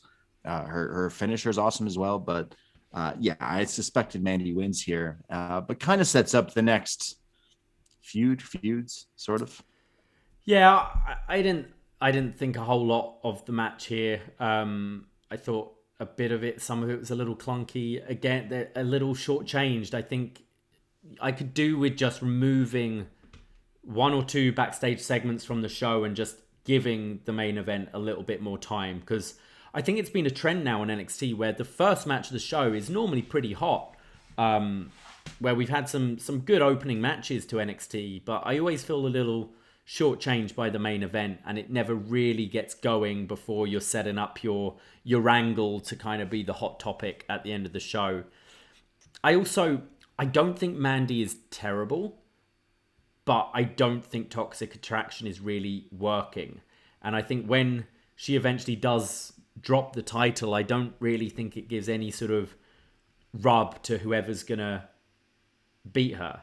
And I think at some point it's just going to be, they're going to want her back on SmackDown or Raw, and she could lose to anyone. And I wouldn't really see it as this big victory for the person getting the title off of her.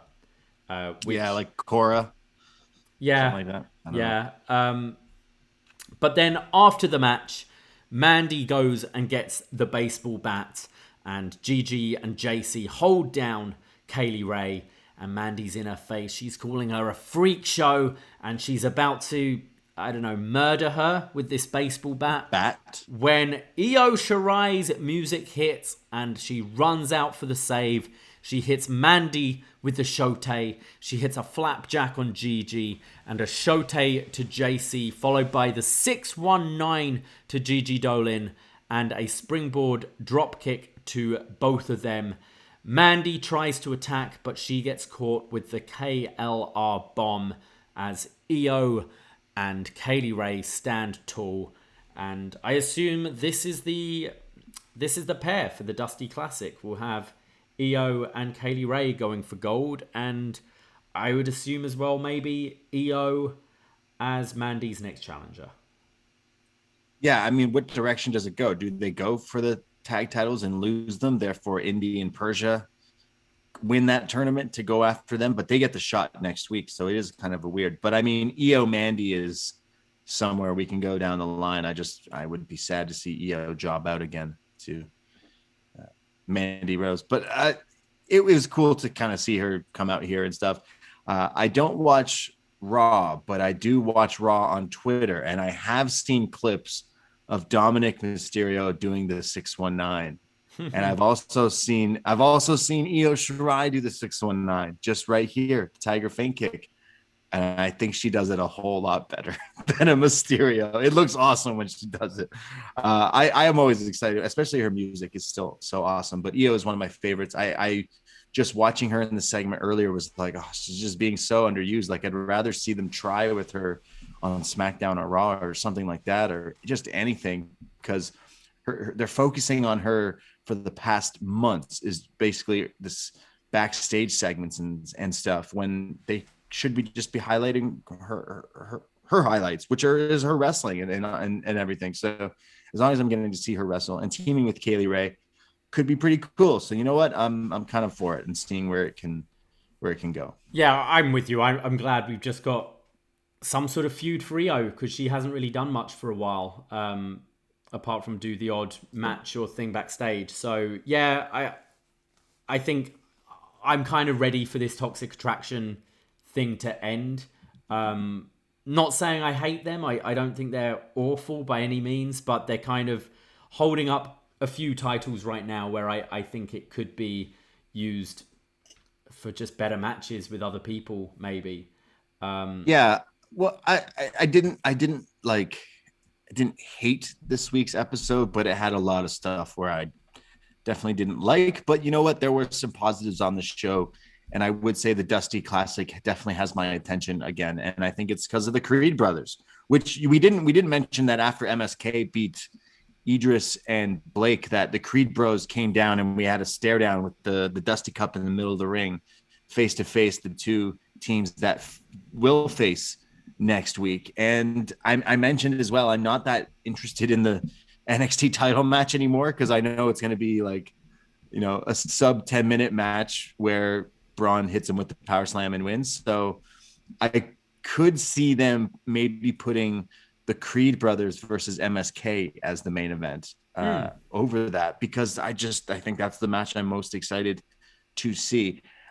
Should we do any predictions other than any other thoughts on this show? I quite enjoyed this episode, to be honest. I thought it was paced way better than last week. Last week we had so much stuff backstage and so many vignettes, whereas I thought, although shortchanged maybe on a couple of matches, I thought we did get a decent opening with the Creed brothers and GYV.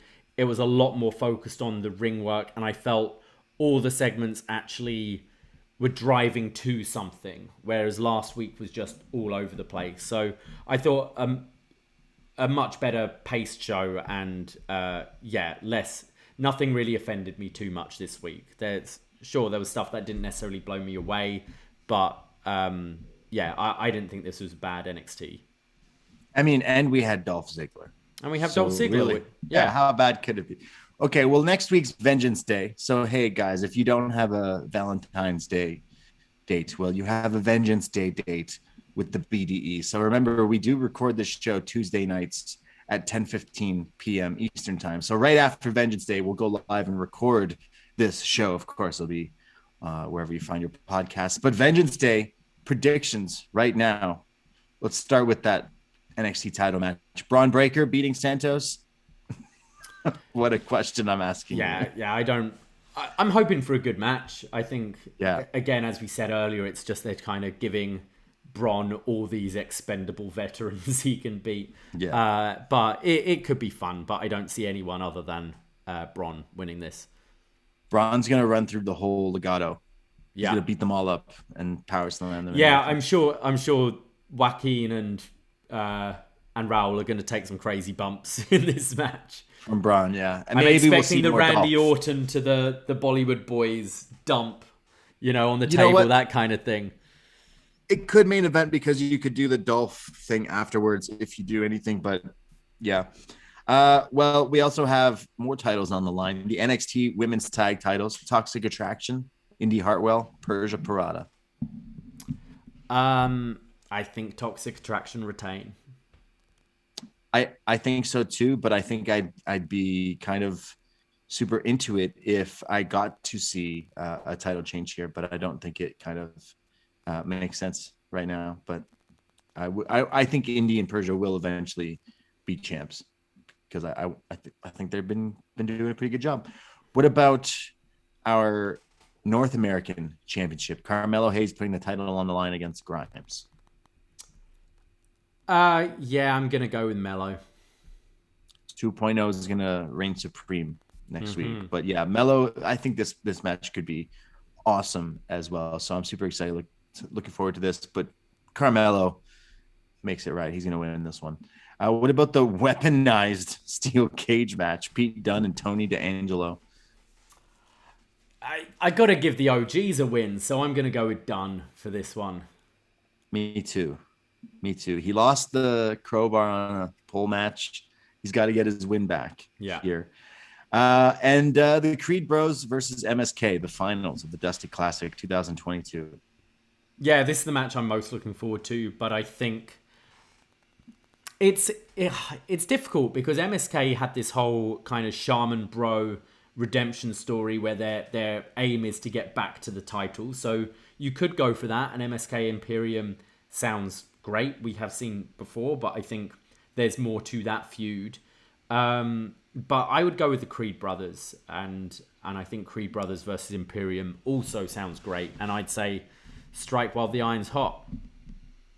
Yeah, Creed brothers for sure. And then they take the titles as well. I would assume whenever they go to that. So that's predictions for next week. That's what we thought of this week. We do have some feedback I see up on the Facebook feed. So I'll read the first one here from a Mr. Andrew from Cape Breton, who says, so you do have some listeners who listen to What's Next. And as I listen to the show, and I know you guys recently did the finals of the NXT women's title tournament, NXT has been the starting point for the 4 horsewomen, Bianca, Asuka, and now Shawn Michaels knows what women really want to fight about: shopping. I'm excited to see what other gimmicks come up. Maybe Sherry bakes everyone cookies. Who's Sherry? No, maybe Io Shirai bakes everyone cookies.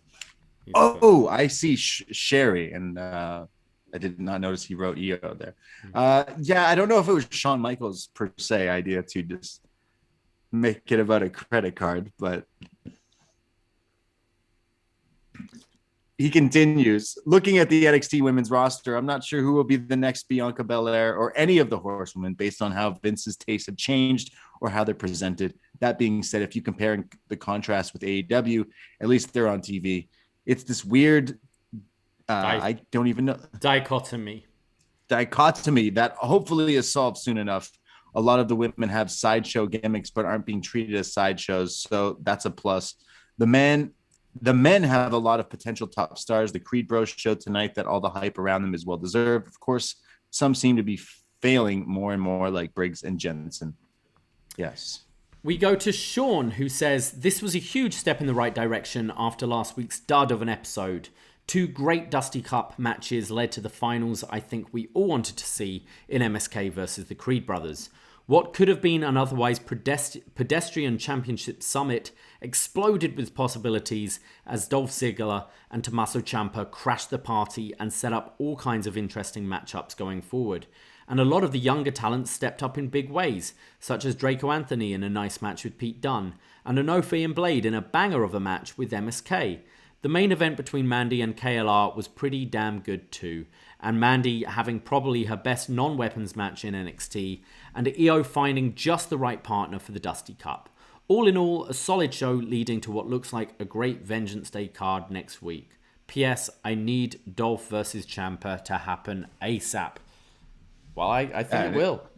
Yeah, might get it. We go to Corey, who writes in, Creeds versus GOIV was an absolutely great match, helped by the crowd and the fake crowd. Sarray getting a win over Dakota helps push her closer to probably being the one to dethrone Mandy. While that women's title match was okay, it was nothing more than that, a very dirty finish. And I'm also completely over Toxic Attraction holding all the gold. They are just dragging the division down at this point. So you think Corey thinks that Sarray is going to be the one to take it? Wow, book it. I'm for it. Let's go. It's either Sarray or Tiffany. Let's go. And finally, we go to Dylan, who says, honestly, a really good episode this week. Tough to see GYV and Dakota lose their matches, but it's not like the Creeds or Sarray could afford a loss either. Even Stratton showed out with that corkscrew Vader bomb. Main event left a little to be desired, but it certainly wasn't bad. Highlight of the night was Ciampa kicking Dolph Ziggler out of this dimension. Yeah, well, we're going to see him in the NXT dimension, the multiverse of 2.0 very soon. Guys, thanks for listening to us talk about NXT here today. We will be back for BD Elite on this very feed and on Twitch tomorrow after Dynamite goes off the air for all the AEW chats. Will there be Jeff Hardy? Will there be Keith Lee? Will there be Shane McMahon? Who knows who could show up through the forbidden door? But tune in for that show. And for all the other podcasts we do, patreon.com/upnext. So many podcasts. We mentioned all the best match ever, was next, retro pay-per-view reviews, movie reviews, everything. And it's only $5 to listen to so many podcasts. So little time. Yeah. And that's it. That's it. And that's it. That's it. That's all. Follow us on Twitter at upNXT Podcast. Take care. Goodbye. Be safe. And I got nothing. Ahoy!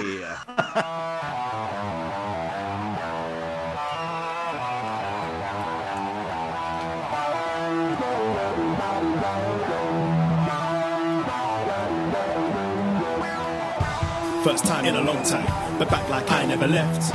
Taking each day as it comes, you know me, I don't read ahead. Watch me burn down everything, BDE on the TV set. When I'm in control on the road, you can never really know what's up next.